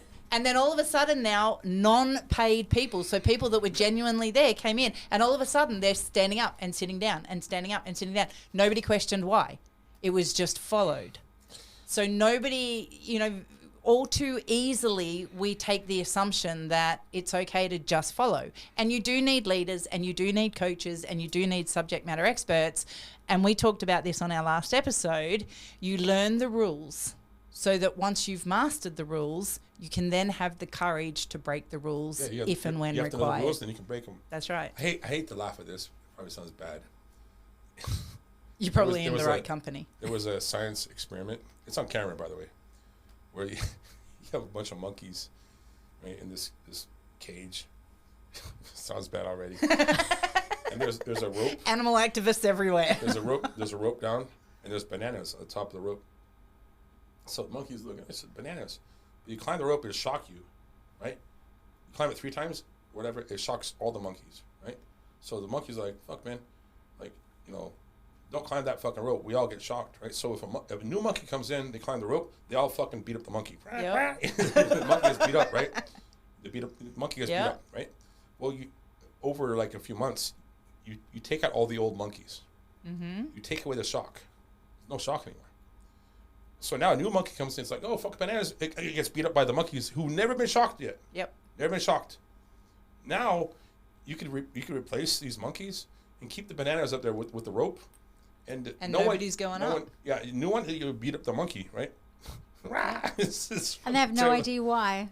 They're just doing it. They're just doing it. That's hey, right. man, you climb that, that's going to happen, you know? And the worst part is the shock Conform. probably got turned off. No, three that's what I said. generations. That's what I'm saying. It got turned off. Yep. So now they could could do that. It just took one person to have the courage to do No, we're it. talking Or one about- monkey. We're talking about monkeys now. And this is crazy. Oh, come on, let's face it. In What is it society going to? today, monkeys are pretty intelligent. Let's be honest. I think we're on the same side, okay? Yeah. It's like, you know, you have to conform. Basically, you're conforming. Yep. You're conforming to, no matter what. Don't ask questions. Don't ask right? questions. Yeah. Yep. Do you still compete Ask every now and then? questions. I'm gonna have one last match. I might face like the youngest, toughest. I like that. I like those tests. You like that thought? But I've always done that. I don't like facing guys my age. Yep. I just like the challenge, you know. Even if I was to lose, it's not a big deal. I'm 50 years old. I'll be 50. I say 50. I'm rounding up. I'm almost 50.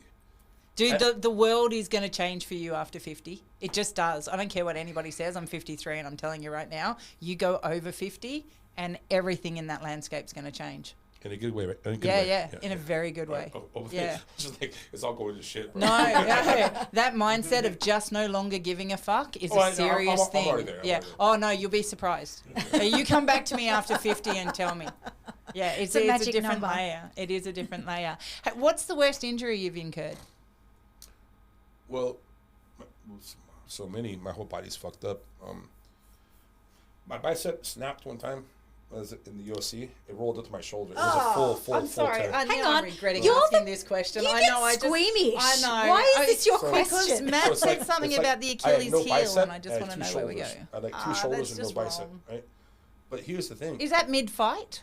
No, it was in training. Oh. I threw an overhand right, hit an elbow, and it snapped my bicep. I didn't know it was kind of common. You tear your bicep. I didn't know that, right? So then I was in the UFC, and they put a pause in my contract. And my sponsors gave it, like, we're putting a pause in your sponsorship, too. It's like funny. I'm like, thank you very much. Oh, Putting a pause in seriously? like, most of my income was from my sponsors. That was Yeah. like, when you come back, we hope you come back, but until that happens, I'm like, shit. That was like 2 years off because, well, your bicep, it came back, but you have no confidence in your arm for a while, you know? Yeah. And I came back and I won Abu Dhabi again. But the thing is, my shoulder, because something happened to where my shoulder was doing more work, And then my shoulder got really bad. I got 5 surgeries on my right shoulder. So it's my right arm. 5. So, Damn. yeah, even got infected in Brazil. Oi. And they almost amputated my arm. Almost. Wow. Oh, It's- shit. Well, because it got infected. The Yeah, surgery, yeah.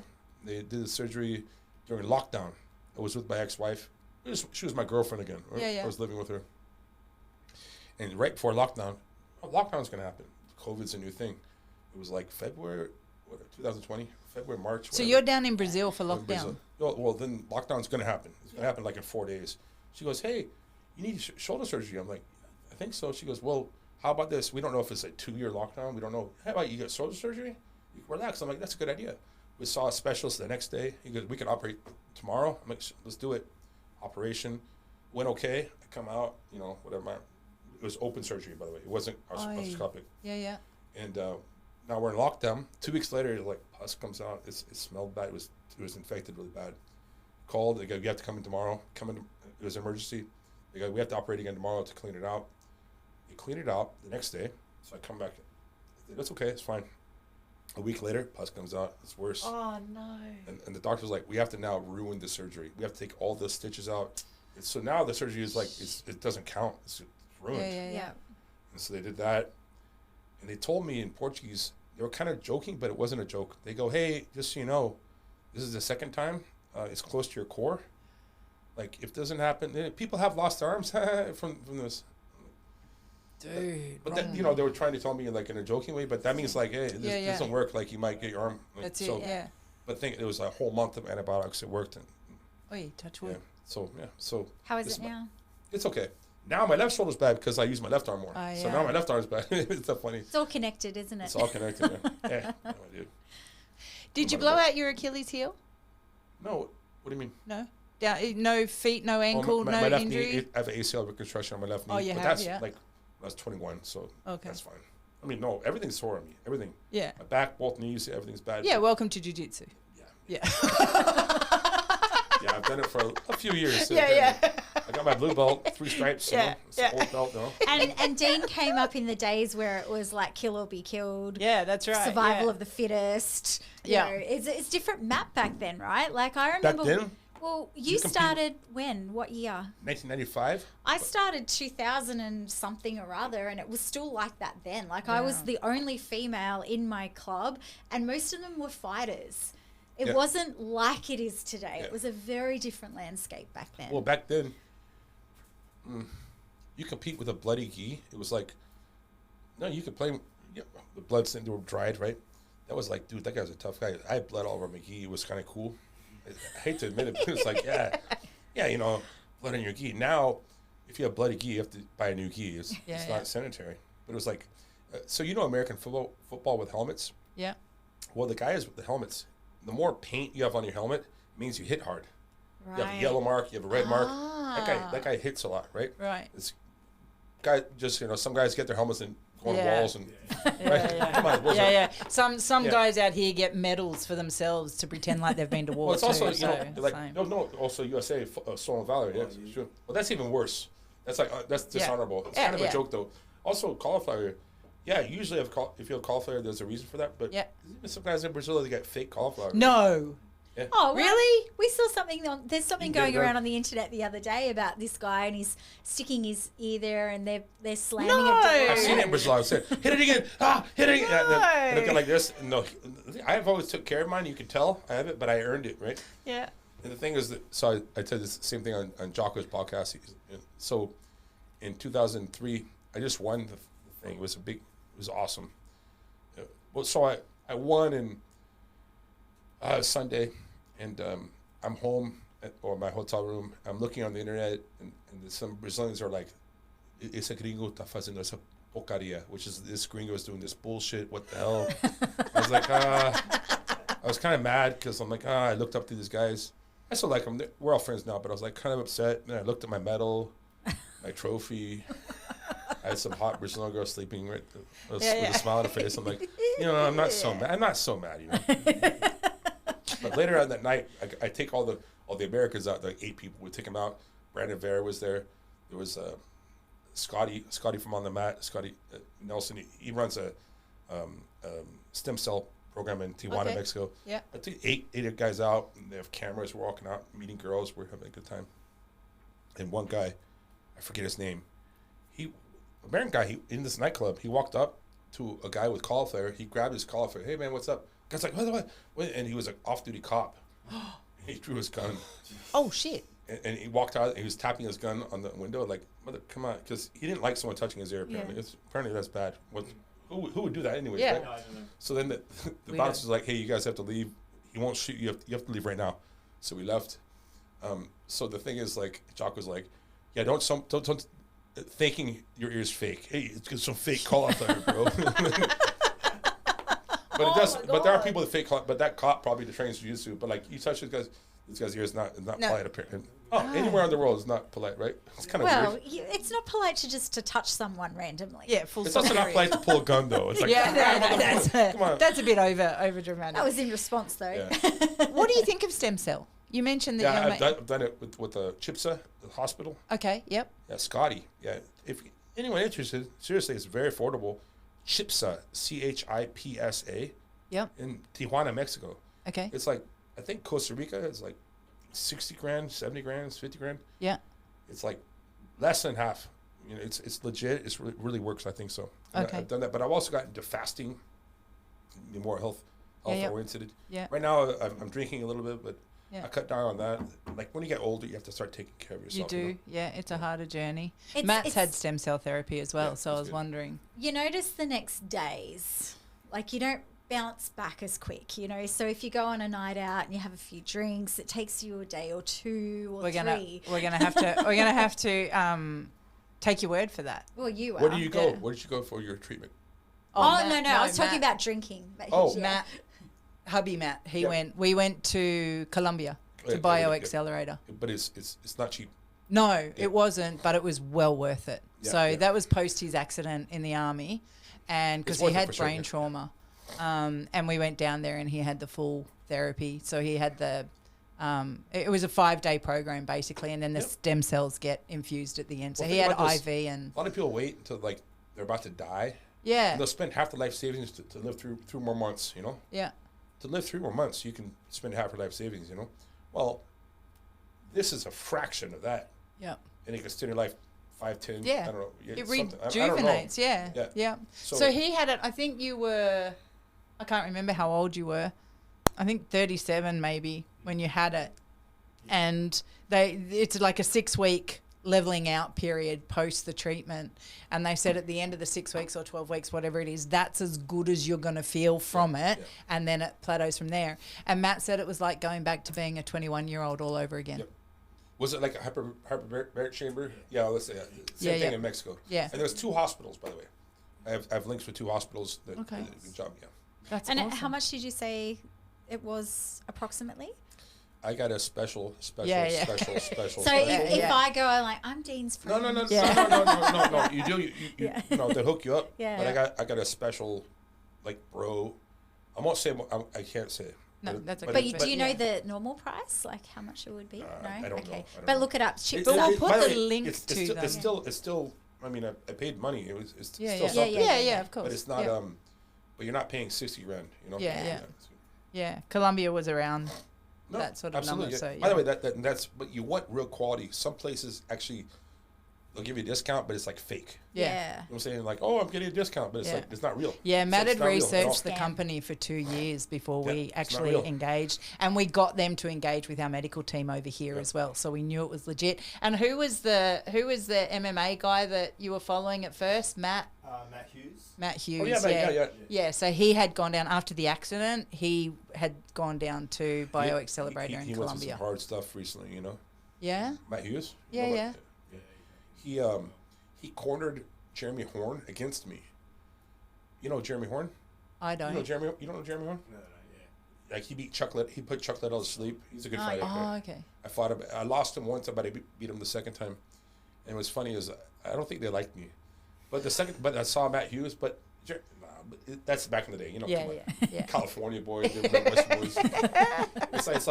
it's like damn guy from Perth or what do you Yeah, sound yeah. like? Territorial. Yeah, it's Yep. like that. It's like Yeah, that's yeah. all it is. Which So- side of the train tracks are you Yeah, coming yeah, yeah. from? How much is Yep. that even that changed in jiu-jitsu. Because when, like, I started too, and we were talking about this ages ago, like, you weren't allowed to cross-train. You weren't allowed to go to that person's open mat or, thank you, Kaz, or, you know, go even sometimes to seminars that other places were. If you went to a seminar at the guy's gym down the road and you got caught in that photo, like, you would get in so much trouble or, get kicked out. Like, especially in the 90s was worse. Yes.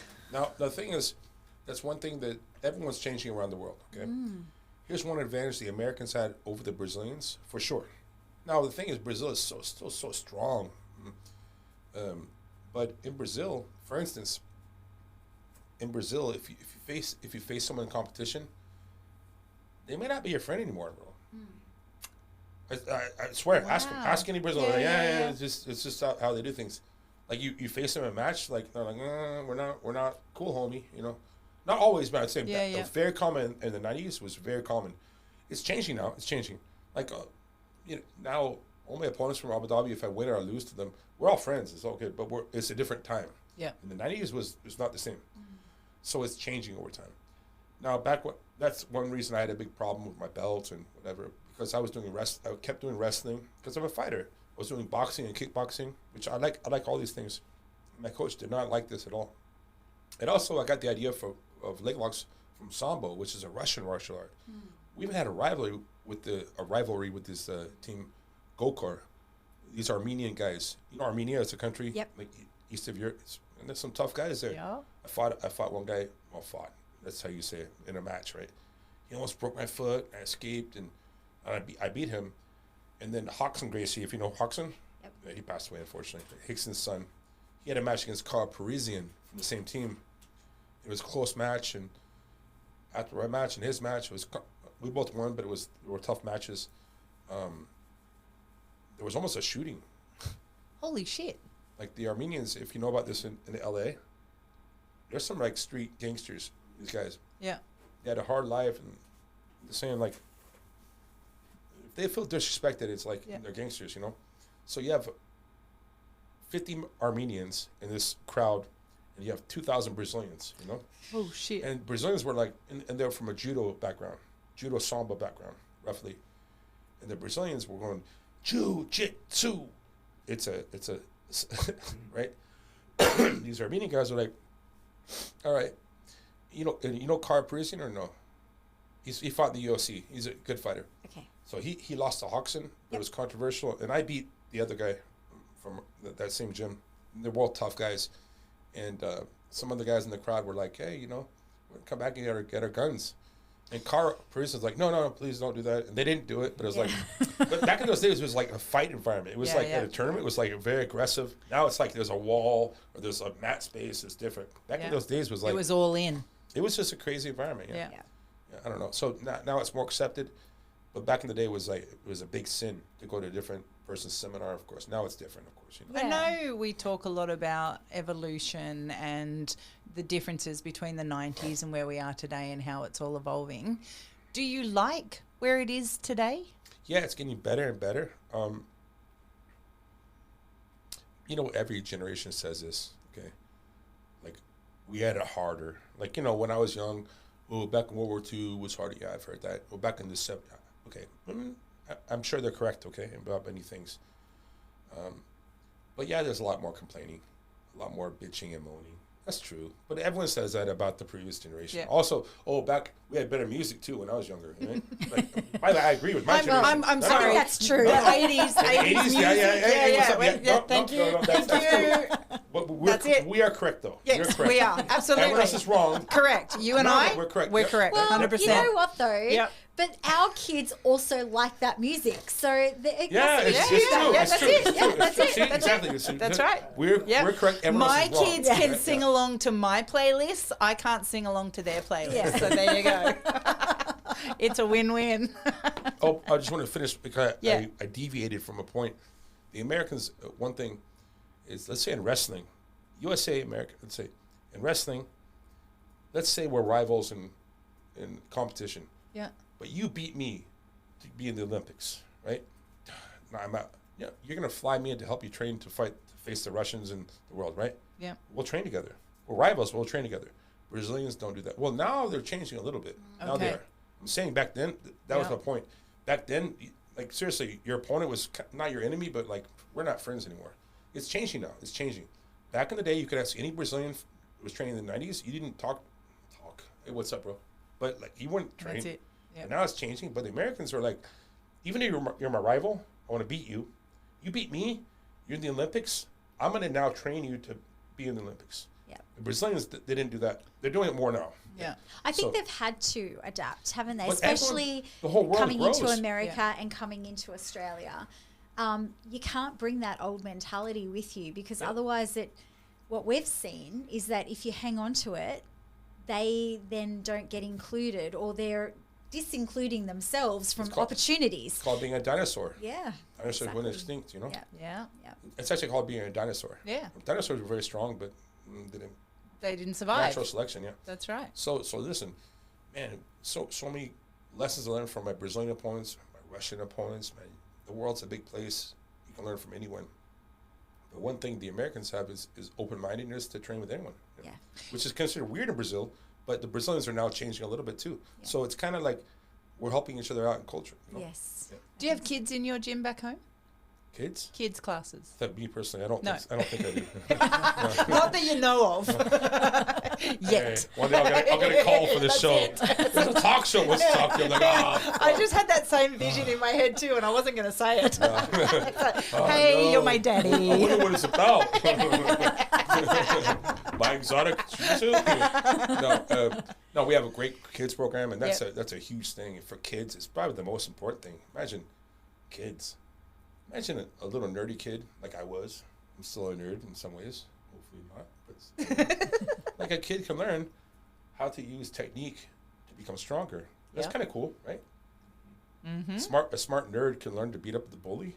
Yeah. That didn't exist when I was young. It was like you had to be tough. Well, now being tough is a part of jiu-jitsu, but you can learn jiu-jitsu to become very strong. It's Yeah. pretty cool, actually. For So you kids. think it's pretty important for the kids? The thing is, they have to like it, though.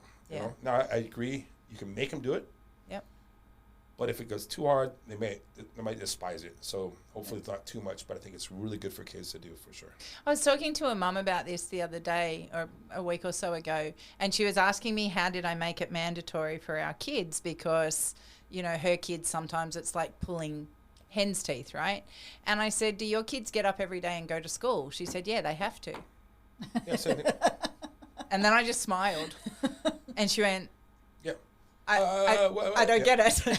And I said, well, that's how we told our kids they were going to jiu-jitsu. It's no different than bedtime, cleaning your teeth, and going to school. This is just part It's of just a thing life. you do. What I kind of meant, by the way, because I do agree with you, is if they don't want to compete too much, make Oh, them yeah. compete, Yeah. but don't make them compete too much. You know, Yeah. make them compete. Yeah, they should. Absolutely. I Yeah. agree But with if that you're too. like back off. It's time you back off. And Yeah. Jocko would agree with this too, because he has a daughter named Rana, Yes. and she's tough, man. Man, I would love to, but I reckon she'd beat my No, ass so if she much. gets me in the foot, she can hurt my foot. No, She looks No, tough. she learned from Jocko, from Yeah, me. yeah. Trust me, it's my stuff. But Yeah. She's a weapon. she's tough, you know. It's legit. Jocko, legit. That's what a Jocko's Legit. With an angel smile, Yeah, like yeah. a smile that will light up a room. Oh, she's super. Yeah, Yeah. yeah. By the way, one thing with all my students, man, you have to be a good sportsman. You have Yeah. to be. Yeah. Mandatory. Yes. One time, I didn't. Okay. It was a mistake. He won a fight. He spit. It hit the opponent. The guy's on the ground, hurt. He spit. I'm like, hey, what the fuck, man? He's like, no, I didn't mean. He apologized. No, I didn't know. Now the thing is, if that means something, okay? Yeah. It was an accident. He spit. Okay, it hit the guy. His back, right? Right. I was like, motherfucker. And I was mad because I looked like he spit on the guy. He said, no, I swear, I promise.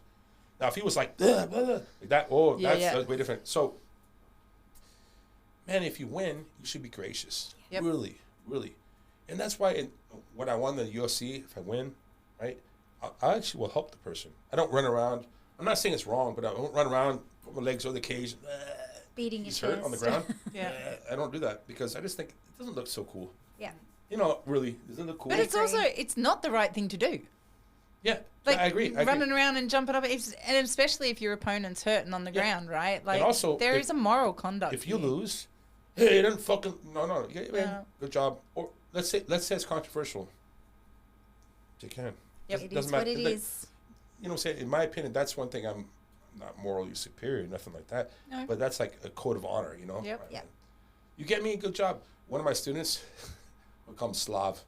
He got me to submission. This was about 6 months ago. He never caught me ever. I tapped. He was like, and I was like, "Hey, good job." He thought I was going to be mad at him. Yep. No, but let's train one more time.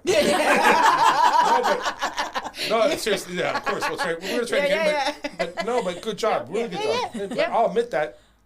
By the way, he's a black belt now. He's a new black belt. Yeah. But man, he's from Ukraine. But you got to build them up, right, too. So, and we talked about this on an episode not that long ago because Rach was rolling with my middle child. And Scarlett is like a long streak of pelican shit, right? And she can bend like an elastic band. What did you say? Long. No, I understood most of what you said. Yeah. She's tall and skinny. Long streak of pelican shit. we were That's wrestling. cool. Yeah, it describes it perfectly. We were mucking around. We were playing. She's gone for an armbar. She's got a very good guard game. And she went for She's an armbar. 13 too, by the way. Like she's a kid. 14. 14, yeah. Something And in there. I've defended that. She switched to something else. So I've got, oh, I'm in trouble. And I went back this way and she caught me. And I was like, good job. And I said, that was legit. And she's like, and like She was stunned. And then I said, but then we went again. There we go. Yeah. The first time I caught my coach, and I was purple or blue belt, I caught him in a submission, and he did this. He tapped me like this with his finger. And I let go, and he was like this. But it wasn't a good job. It was like, Okay. it's like in 1987. I was surprised, but he kind of didn't want to look at me. I'm like, okay.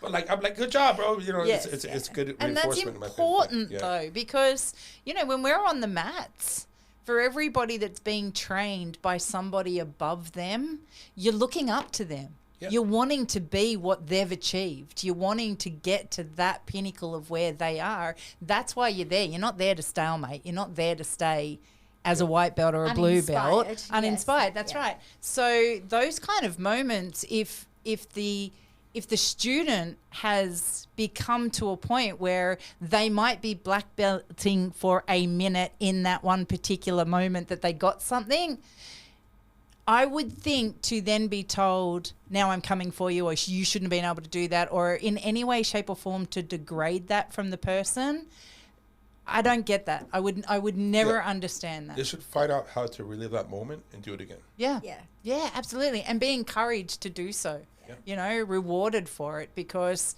they're getting to that point because you are such a good teacher that they can get to that point. You know the Darce joke? Yeah. Yes. I can teach correctly. I just don't use it. Yeah. Some of my students do it better than me. I taught it to them. Yep. They're way better than me now. Okay. Yeah. Thing is, come on, man. I don't know. Like ego, ego is a part of everyone's personality. Yes. Some have less, some have more, right? And you have to have some ego and some selfishness. I would say healthy and not so healthy. Yeah, but I'm saying we have to Yeah. have some little level of greed Yep. to be a fighter. Yeah. You can't To be want like it. giving as a fighter. that's right. But I can give you a little bit to take it away from you. Yes. It's tricky, right? And that's what happened with Scarlett on the next roll. Of course, but that's also a path. That's exactly right. You got to know the tough times too. I would teach at my seminars. I go, this is such a good, a really effective move with leg locks. It really works even against black belts. However, if you catch a black belt with this, be careful for the let's train one more time. Oh fuck! Hey, so be careful because some people they'll be upset about this. Like let's train one more time. And that's when you go, I'm so sorry. I'm so sorry. I'm so sorry. It's a black belt. Please don't kill me. You got it with one move. Yeah. You know, in kickboxing or the UFC, a calf kick, Yes. right? That is not the secret to striking. But if you don't know what a calf kick is, Yeah. it's going to really hurt you, right? Yeah. It's not the secret. Like, oh, that's the way. No, it's not. If you don't know it, though, it's a problem. Yes. Like elbows. It's not the secret. But if you don't know about that, it can be a secret in some ways, So we've talked a lot about the past and, where you've been from boy to man and beyond. What's next? Where are you now, and what's coming up for you? What's the next 5 years look like for you? It took a while to accept I'm just not a fighter anymore. It's kind of hard to let those things go, you know. Yeah. But I've been a coach for a long time, and that's what I do, and I still like it. It's not a problem. I still am going to have a retirement match, maybe in the next 1 or 2 years. You know, no rush. I'll do it the right way.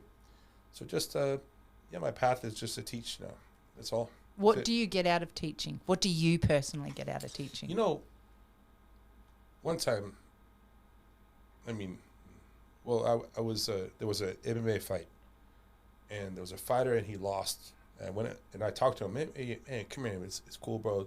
This happened to me too. I understand. And I won't say his name, but 10 years later, he was at my seminar, and he said he was going to kill himself that night. Holy shit. And the fact I talked to him, he didn't do that, right? So what does that mean? Like, being a coach, but just being there for someone, you know? Because instead, I've been there, man. I understand. He was ex-military, and he was like, if I don't win this fight, I'm going to kill him. He told me later. He told me that at the seminar. I'm like, I didn't know. And he's like, I have 2 kids now. I'm married. I was like, wow. whoa. So he's like, I'm not saying anything special about myself, but to be in the right situation at the right time. Yep. So when a student wins or loses, if I'm there for them, you know, it's like extended family, you know, because a lot of people don't have a family. Yep. And if they have a family, sometimes their family doesn't understand them. And some people have a different way of looking at things. If they connect to you, it means something to them, you know.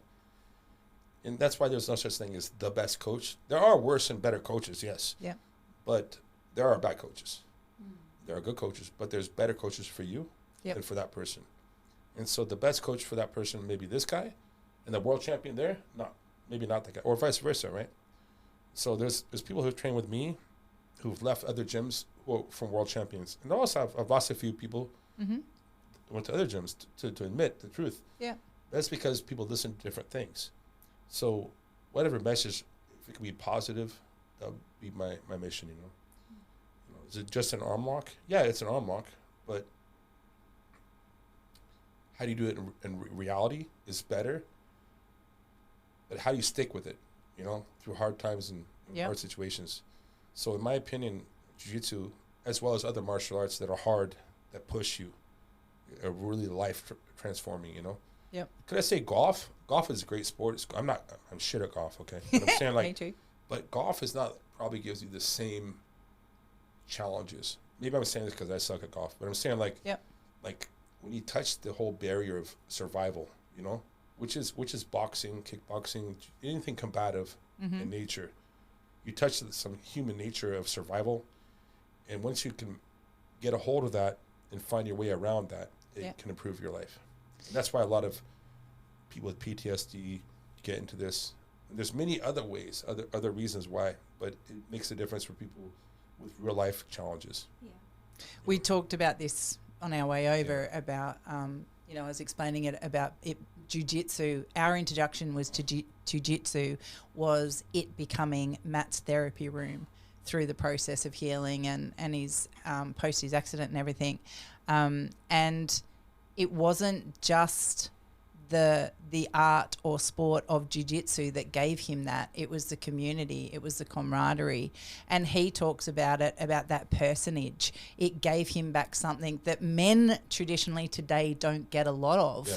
And it's that pushback. It's that ability to have that physical contact and allow those kind of moments in the psyche of a male, but also females too, to allow that to that aggression to come out, because you're not allowed to do that in society anymore. There's she's an ex-girlfriend of mine. I won't say her name. Let's just say she went through the worst childhood as a young girl could ever imagine being through. You know what I'm saying? Yep, do. And she got into jiu-jitsu, and she's more calm, you know, because you can't control the past. Nope. You can control how you deal with the future, you know. It's not the cure. It's just like, it's a way for you to find your own cure in life, in my opinion, you know. Yep. So I'm saying, whatever hardship you've been in jiu-jitsu, you're going to be in hardship. It's going to happen. Absolutely. Well, how do you deal with it? Freak out? Yeah, see how far, okay, you have to calm down. But you have to push back. You have to fight back too. You can't just sit there. Yep. So it's like a combination of both. So for anyone in hardship, if they can start doing this and start realizing, okay, I can fight back, I can work on myself, and it improves your lifestyle overall too, because you realize, okay, if I'm really hungover and hurting, well, maybe I shouldn't do that anymore. You know, you start realizing I can improve my lifestyle too. Yeah. And also, our sport is full of people who are, they're not, everyone's damaged in some way, every human being. But you deal with hardship, you know, with problem solving, and become better at problem solving. You have to relax and calm down and do this, you know. I know some people who are very strong physically, they've never been challenged. Mental strength. It's pushing yourself. That's basically my definition. Pushing yourself when you're dead tired or dead scared or dead whatever, you know. Yep. And you're going to find all this in jiu-jitsu. So that's why sometimes you get the kind of, let's say, physically weak person who has to figure a way out of this situation. A strong person who's physically just naturally born strong, they can become good fighters, but many of them, they don't need to find a way. They're just strong. Yeah. And sometimes those people who are physically strong, they've not been through as many hardships. When they find it as an adult, it's too much for them and they'll quit. Yep. They're like, it's not cool. I'll find somewhere else where I can be, not a bully, but like where I can conquer. Right? Yep. But if you've been in a situation where you've been weak and you realize I can become stronger because of this one thing, you can branch off and improve your life, in my opinion. Just keep showing up, right? That makes sense? Yeah. It does, yeah, very much so. It's amazing. I was just thinking then that, you know, we used to do Shark Tanks and things like that. And I remember, you know, one of the strongest, toughest guys in the gym was doing his Shark Tank, and halfway through started saying things like, I can't do this anymore. I can't do this. And yet the week before you've got like this kid that is not big, small, doesn't have full of muscles, that would just have that determination to just keep going no matter what, and like that never give up and never quit attitude. Been the underdog for a long time and knows how to push through. Yeah, it's Have amazing. you seen a person who's really attractive in high school, but maybe not later, versus the person who's maybe they're not very attractive in high school, but like they get more attractive later? Yeah. You know what I'm saying? The ugly Now- duckling syndrome. Now they're 28 years old and they're hot. You're like, Yeah. what the hell happened? You're 18, 16, you weren't that hot, right? Braces, Kinda like that, yeah. glasses. That's it. The ugly duckling that grew. But think about that. There we Yeah. go, ugly duckling, right? Think Yeah, about that, that's it. That's exactly right. So I guess just in mindful of time, know that you've got stuff that you've got to get to as well. Yeah. I just want to know, we were talking a bit about this and I wanted to just deep dive a little bit if we can. Alpha, male, self-defense Yeah. is a program that you offer on your that was, website and socials. I'm not saying it was badly named. It just, some people were like, what's alpha male? It was just to get eyes, I guess. Or, you know, the thing is self-defense. Sometimes if it's more than one person, you know, pull guard, probably not, you know. The things you learn in jiu-jitsu, come on, in that situation, don't. Yeah. That's why it's important to learn about different scenarios. We have all kinds of, you know, fighting with barriers. I have a lot of experience fighting in UFC. I was top 3 in the UFC. Top 3, 4, 5, 2 would change every week, just so you know. Right? Yeah. I got to the point where I was right at the almost, you know, fighting. I was going to fight for the championship. I lost my match to fight Anderson Silva, Nate Marquardt. I lost that fight by decision. He gave me a concussion. I also lost to Yushin Okami from Japan. Great fighters, you know, and they both fought Anderson Silva. So I was right at the top. Yeah. And we have barriers. We have a cage. It's important to also train with a wall next to you. They're everywhere, man. Yeah, yeah. What if there's a car? It's a barrier. Now, if you're fighting in a soccer field, it's different, but that's rare. That's a rare situation. A tree is a barrier, right?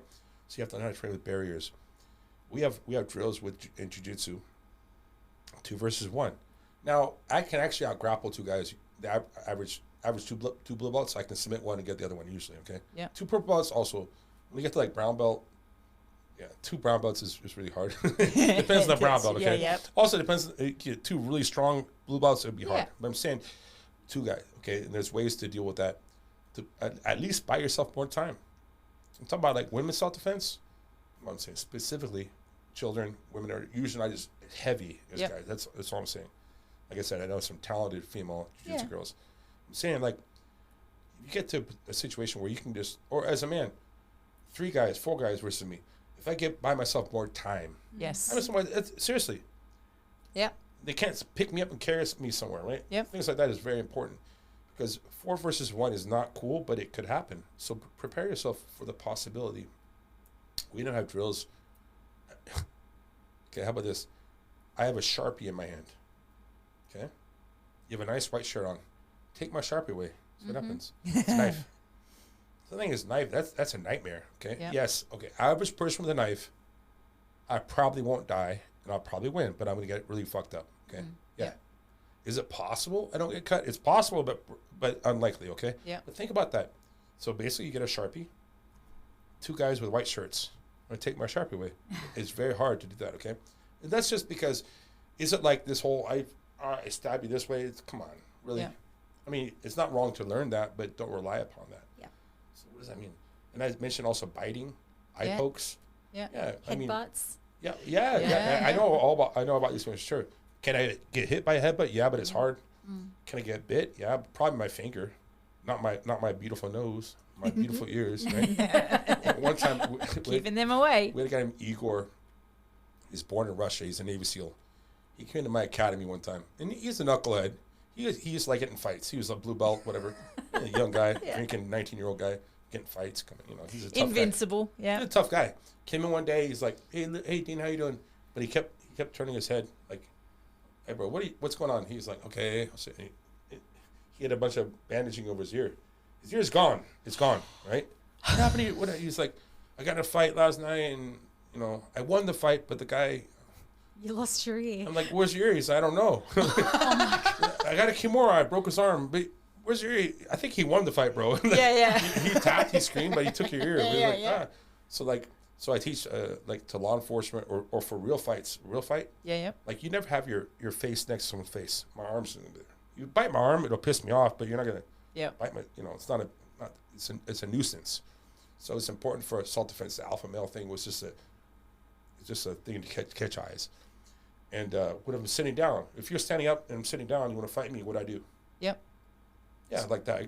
I can stand up. How do you stand up from a chair if someone wants to fight you? So Things like these that. are programs that anybody can go and access then. It's just to open eyes. It's not like the Yeah. secret. But I've done these scenarios. If I'm sitting down and there's a guy standing up wants to fight me, what do I do?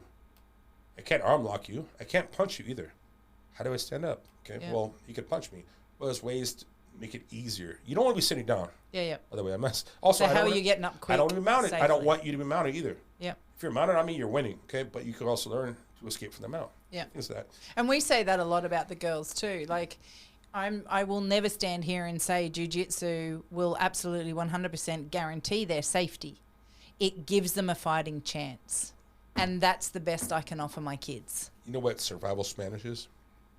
No. It's just like I know enough to say, I'm hungry, I'm thirsty, I need to use the restroom. Yep. I'm in danger. I need to go there. I'm tired. Yeah, Basic the basics. Yeah. survival Spanish. You don't speak Spanish, but it helps you if, if you're in a Spanish country and you need an emergency. It helps you learn a few things. Things like that. Survival stuff. Yeah, you know? that's right. So this is I got some heat about alpha male. It's not saying I'm an alpha male. By the way, anyone who says I'm an alpha male, it's kind of weird. Well, you can pretty much guarantee they're not. Yeah, it's kind of like, Alphas don't need to say that they're alphas. Yeah, that's right. They just, I had one of my they're a friends. presence. I had one of my friends. He was on a show called The Devil's Ride, which is like a motorcycle gang reality show. Okay. He was on one episode. He's like, "Oh, my fans are writing me. I don't talk. Listen, I have fans, but I don't call my fans fans. Yeah. I call them friends. Yeah. I'm like, you're fans? You're on one fucking episode. And now you're the bee's knees. My fans are writing me mail. I'm like, dude. Sit down, Karen. Like, come on. He wants to be famous so bad that he has to call people his fans. Yeah. He's not famous, right? I don't know. It's just funny. Like, you're not. No. So if you say I'm an alpha male, it's like, oh. Probably I'm an alpha male to some people. In some ways, I'm probably not. In some venues, I would be. In some venues, I wouldn't be. If you go to, like, in the hospital, I'm not an alpha male. Like, you know what I'm saying? I don't know how to work those machines. Yeah. Don't put you in a surgical room and give you the knife, right? I'm an alpha. I don't know what I'm doing. No, you don't know shit. Well, I'll let you do it. Just I'm not the patient. Thank you. Someone else. Anyway. Someone else, not me. Yeah. I'll find someone for you. It's okay. And so if anybody's out there listening in the land and haven't checked you out, isn't across your stuff, where can they go? You've got your own website? Well, funny, I had deanlister.com. It got bought out by someone else, and they're trying to Seriously? blackmail me. Oh, Jesus. I want 20,000. Yeah, shove it up Screw your you, ass. man. Yeah, have my name. So, but who uses websites? Okay, I'm gonna have my website, but right now it's Dean Lister BJJ on Instagram. Okay. But more importantly, I'm gonna build my own YouTube channel. My intention is to show the original jiu-jitsu with modern mixed. This old stuff works Oh, it sure does. in a modern way. Yeah. No matter way, it does completely, absolutely. You know, all the stuff in any combat sport, the original stuff works. Foundations. It just changed. Yeah. Football, boxing, karate, jiu-jitsu, judo, it all works. It's just it changes over time. So I don't want to be a dinosaur. I've changed with the times, but all the old stuff works also. You know. Yeah. So I'll get a YouTube channel. I have so many ideas. It'll be really cool. You know, we're gonna have tournaments. So many ideas, but it's in my home base is in San Diego. Yep. I travel around the world, so I'm looking forward to visiting I'm only at 49 countries, so I'm looking to get my 50th, you know? Okay. Ah, Okay, kind of so my that's a goal big right shout now. out. You're Yeah. looking for, where are some of the countries you haven't been to that are on your bucket list? East Europe, I've been to some countries. I'm going to go to more East Europe, primarily. Never been to Africa. Okay. I want to go to Africa one time. I still want to see the world. And as I mentioned, there's people, they're all the same, but they're also all different, you know? Yeah. So, but every place I go to, I learn. I was just in Bali, Indonesia. That was my 49th country. And great people there. Yep. It's cool. Like, it's not Thailand, but they have a very free environment like Thailand. It's pretty cool.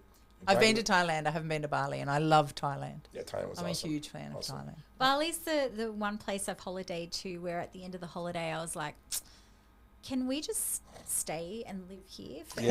Yeah, It was it's a very, so very friendly easy. environment, very Yeah. relaxed. Yeah, And I you're liked it. so looked after. It's like I could live this life. I would have been great back Very in. happy. I've got a question for you. You've got so much experience in competition, in MMA fights, being under that kind of pressure where it is, super fights and things like that, where it's that challenge, that next level. It's not training on the training mat. What would be your biggest pieces of advice to people who are wanting to sort of compete at the local level, national level, world level, and then MMA It's a very or common beyond? question. Yeah. Well, first of all, the more you do it, the more relaxed you get. Let's say, my friend Jocko, he could talk in front of a stadium of people and talk really well. But you can't start there. Everyone has the case, let's say in 5th grade, you have to talk in front of your class. You're nervous, right? I do seminars in front of hundreds of people. I'm not really nervous, but average person would be. Talking in front of 200 people you don't know, I have no problem with it. But you can't start there. You start with talking in front of 4 people, and then your class, and then eventually over time. So it gets easier. You get to a higher level, it gets easier, okay? But as far as before competition, everyone gets nervous. It's normal. And whoever says that they don't get nervous is either they're lying or they're actually insane. Yeah, no, that's It's serial rare, but killer there's- methodology. it's very rare, but it does Yeah. happen. But it's rare, okay? Or they're lying. Well, usually lying because a lot of pressure on you. A lot of pressure. So why are you nervous? Think about that. Why? What do you think? Why would you be nervous? But that's the thing, and I No, just tell me, competed. why do you Why think? would you be? Well, I had a black belt match recently Yeah, at sure. nationals, and I didn't feel nervous. Good. But I went through this whole thing in my head where I decided that being nervous was a choice, and I was choosing not to be. Yes. And That's so good. I'm standing, there's photos, I'm standing there and I'm smiling. My husband's on that mat already having a match. My match is about to start on the mat next to him. And I was just like, this is awesome. Because for me, it was a privilege for me to be able to do it. Rachel, the reason you feel that way is because you've competed before, right? That's true. That's the reason, okay? But it might hit you one day in the future. It could just so do. you know, we're like, oh shit, I'm nervous. Okay, Yeah. so why are you nervous in general? Why? Because you want to win. Okay, but give me 3 reasons why. Well, okay. You don't want to poorly perform. Okay. That would be that's- one of my biggest That's one of the biggest reasons. ones, yeah. Yep. You don't want to embarrass your team. Yep. you'll get injured. That would be probably high on my priority too. Some it depends on the person. Some Yeah. people that's low. Some people that's the highest one. Okay. Yeah. I don't look like a fool, right? That's actually the highest one. I don't look like an idiot, right? Yep. Oh, everyone can laugh at me. I swear. It's also like talking in front of your class. If there's something wrong, I look like an idiot. Okay, that's actually the number one for most people. Okay. Yeah. Okay. So you can also have drills at your academy. You can tell your coach this, or your coach should do this for you, or do it by yourself. You have all your friends, which is actually less than, but it's equating to something where I can lose in front of all my friends. Yep. You have all your 20 friends watch you roll against your rival in the gym. And they can talk shit, they can yell, right? So then you're used to it. Also, how about this? Some people you don't know, you don't know them. People you just don't know are watching you. And they can yell, they can talk about their day at work, and you have to disengage and just do this, okay? It's not a big deal, right? But the more you're around the environment, the better you get at doing it, okay? So another thing is the nerves. You get like this. In your mind, you're thinking about, okay, tomorrow, that girl, that guy is going to do this, I'll do this, and your heart starts racing. It's like, have you ever been almost in a car accident, and afterwards you feel tired? Because your adrenaline goes like this, it dumps, adrenaline dump. Yep. The more you can control the adrenaline dump will help you a lot. You need to relax, you know. So, one second. The more you do it, the better you will react to certain things. You put yourself in situations. You know, the first time I fought in the year 2000 in the cage, they lock you in a cage. You hear clink, clink, clink, heavy metal, closed like a 2x4 of metal. It's not wood, but clink. You're like, what the fuck? Yeah. What am I doing? I want out now. There's a guy across the cage looking like this, and you're like, I volunteered to be here. It's kind of weird. Yeah, you know? What the fuck? Okay, fuck. Okay, and I won, right? But why am I here? I volunteered to be here.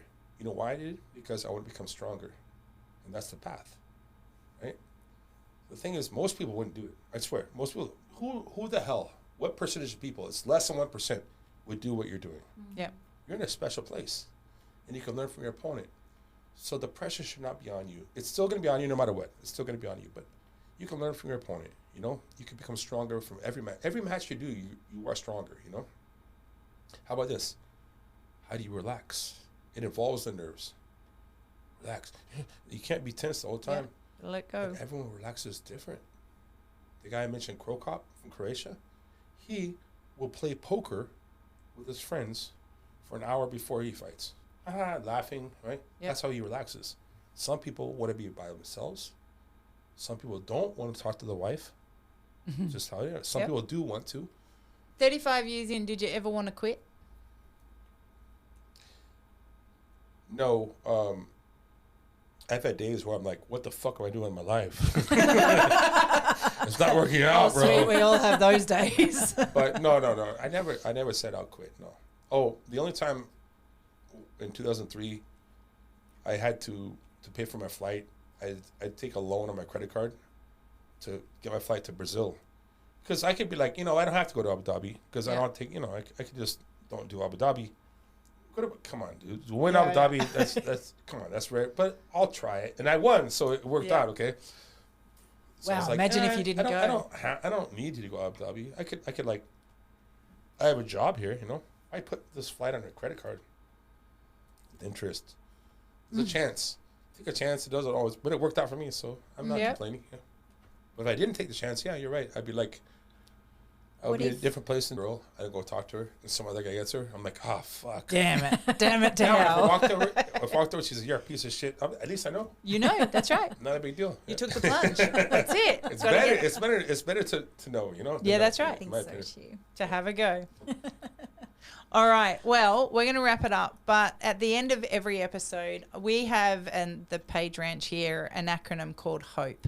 I have it tattooed to my arm because I believe in it to that degree. And HOPE stands for help one person every day. So at the end of every episode, we go around, we do a whip around, and we say, what do you hope people are taking from this episode when we release it? So we'll give you a chance to give some thought to what you hope people are taking from this episode. Rach, we'll kick off with you. What do you hope? One of the things that I love this saying, and I use it a lot, you know, when you hear the naysayers or someone comes at you with negativity and stuff like that, and it's kind of a little mantra that I live by, is that you'll never be criticized by someone doing better than you. True. Yep. And so whatever you try, you know, whether you want to compete, become a world champion, go do MMA, train, you know, sometimes it's as simple as that. You know, so many students will sometimes say to me, oh, you know, my mother doesn't even know what I do or how to pronounce jiu-jitsu, or, you know, I have a friend who's like, why would you want to do that for, you know, and this sort of stuff. You'll never be criticized by someone doing better than you. Those people that are doing better than you will want you to be part of their club and will get under you and lift you up, and a high tide raises all ships, right? It's another thing that we say all the time. So I kind of hope it was brought up a few times today in our conversation with you, Dean, that, you know, just remember that. Don't let people drag you down. Let the right people be around you to lift you up and take you to where you want to be. So I guess that would be my hope for today. That's Agreed. very cool. Nice. Very good. What's your Very hope, cool. Kaz? So first of all, it's the reason why I'm starting here is because it gets to my hope. I want to do a huge shout out to Dark Carnival and our mates down there, because Kate was the one that reached out to me and said, hey, Dean's coming out to Australia. You should reach out. He'd be a really cool interview for your podcast. When I was talking to somebody else a couple of weeks later, and I had mentioned that we had Dean coming, and this person laughed and went, how do you get all the cool people to keep coming? And I just smiled, and my response was immediate. I didn't even think. I said, you got to ask. And I guess that's my hope. Don't be afraid to ask. Whatever it is in life, whatever it is you want to achieve, it's unlikely you're going to get there by yourself. But somebody has walked a path before you. And so if you're curious, if you want it, if you're unsure or you don't have enough belief in yourself, find the person that you can hold on to and help you get through it. That's my hope. Don't ever be afraid to ask. For anybody out there. As you said, they're going to say no. What's the worst that Oh, can well, happen? now we know. That's it. And that's what I did. I reached out to your manager and I went, hey, any chance? And here we are today. Thank you. You could have said no, Well, but you didn't. For the beers, I appreciate that. That's a surprise. You know, on your point, there's an not old story. I forget who these individuals were. It's some Army Special Forces guy climbing a cliff with equipment. He starts freaking out because he's like about to fall. He's like, and there's a guy. He looks over. He's like, the guy goes, "Hey man, relax." There's a guy in flip flops, with a cigarette, going like, "Hey man, you relax. It's okay." He's like, "Hey, what the fuck?" The guy's like top 10 in history mountain climbing. You know, he's climbing in flip flops, like free with no gear. He's like, "Hey, you know, it's Just man, chill." Let's do this. Yeah. And it's like, what the? Put your left hand in. You know, but he's not a special, but he's a top 10 in it, you know. Yeah. Yeah, you know, just put your left hand here, and it's like, shit. So right place, right time. Yep. I guess he asked immensely. Yeah. Right place, Please. right time. He's been there before, apparently, right? Once or twice. It's like the store in California, but they're climbing like a cliff, you know, like you could die, you know. Yep. Hey man, it's you know, so yeah, people have been there before, you know. Yeah, that's right. For me, today, I would say, I mentioned this a little earlier. I mentioned one of my ex-girlfriends, like the things you've been through. If you can, imagine that as a place of strength. How can I learn from that? Even if it wasn't your fault, nothing was your fault, okay? But how about that make you stronger? You know, me was, let's say my case, was a 7. Mm-hmm. Could be a 9, could be a 4. I'm saying 7 as far as hardship. I think that she went through a 10. Yep. Maybe she might think I went through a 10, but no, I think she went through a 10. The fact that someone can use that to make yourself stronger is the most important thing. I think in life, not life, let's say Maybe. I think in life. Some hardships you've been through can actually, like a forge, make you stronger. Absolutely. If you look at the right way. As bad as something is, you can find a way to make yourself stronger. Leverage it to push through. Yeah. There's Like two what types. else are you going to do? That's it. Well, sit there. And there are very much two types of victims. Those that will go through something traumatic and stay there forever, or those that will go through something traumatic and leverage it to push themselves forward. 100%. And it's a choice. It is a choice, yeah. It's a hard choice, but It it is is. a choice. Absolutely. Doesn't have to be easy. It just has to be better, right? 100%. Yeah. Dean, it's been an absolute pleasure to have you on our podcast today. Thank you so much Great for to be taking here. the Great to be time here. to come and share your stories and your wisdom and your history and everything that you've done today. We really appreciate I it. still have to learn your Aussie accent. I still have to learn it. Well, that means you have Well, to come back. No, I was So going you'll to say have to the good finesse thing it and is come we back. have like 60 or 70 episodes you could listen Yeah, to, you'll listen get to our accents, I'll copy them. Yeah. That's it. share them to your socials. That's it. Absolutely. No, I'll share for sure. I'll share. You've been such a delight and such a wonderful storyteller. Thank you. You are fun Thank to you, hang thank out you. with. We really enjoyed this, so really Hopefully, appreciate it. Please come back and join us again. I'm down. All right. Definitely. Well, thank you, my dear. Always a pleasure. I snuck the little share to our socials and yeah, things no, in that's that. right. So Yeah, we yeah. don't Well, need to do no, that you've got to again. do it to everybody Yeah, now. no, everyone got that. That was a hint to put out there to Yeah, everyone. like and share, everybody. And I'll see you next week. You will. Okay. Have a thank beautiful you. week. Thanks, Bye, guys. everyone. See ya. Good night. Done. Is it okay?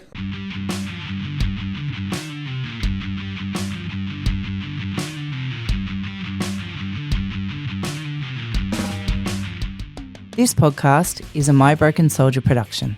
And brought to you by Iconic Jiu-Jitsu.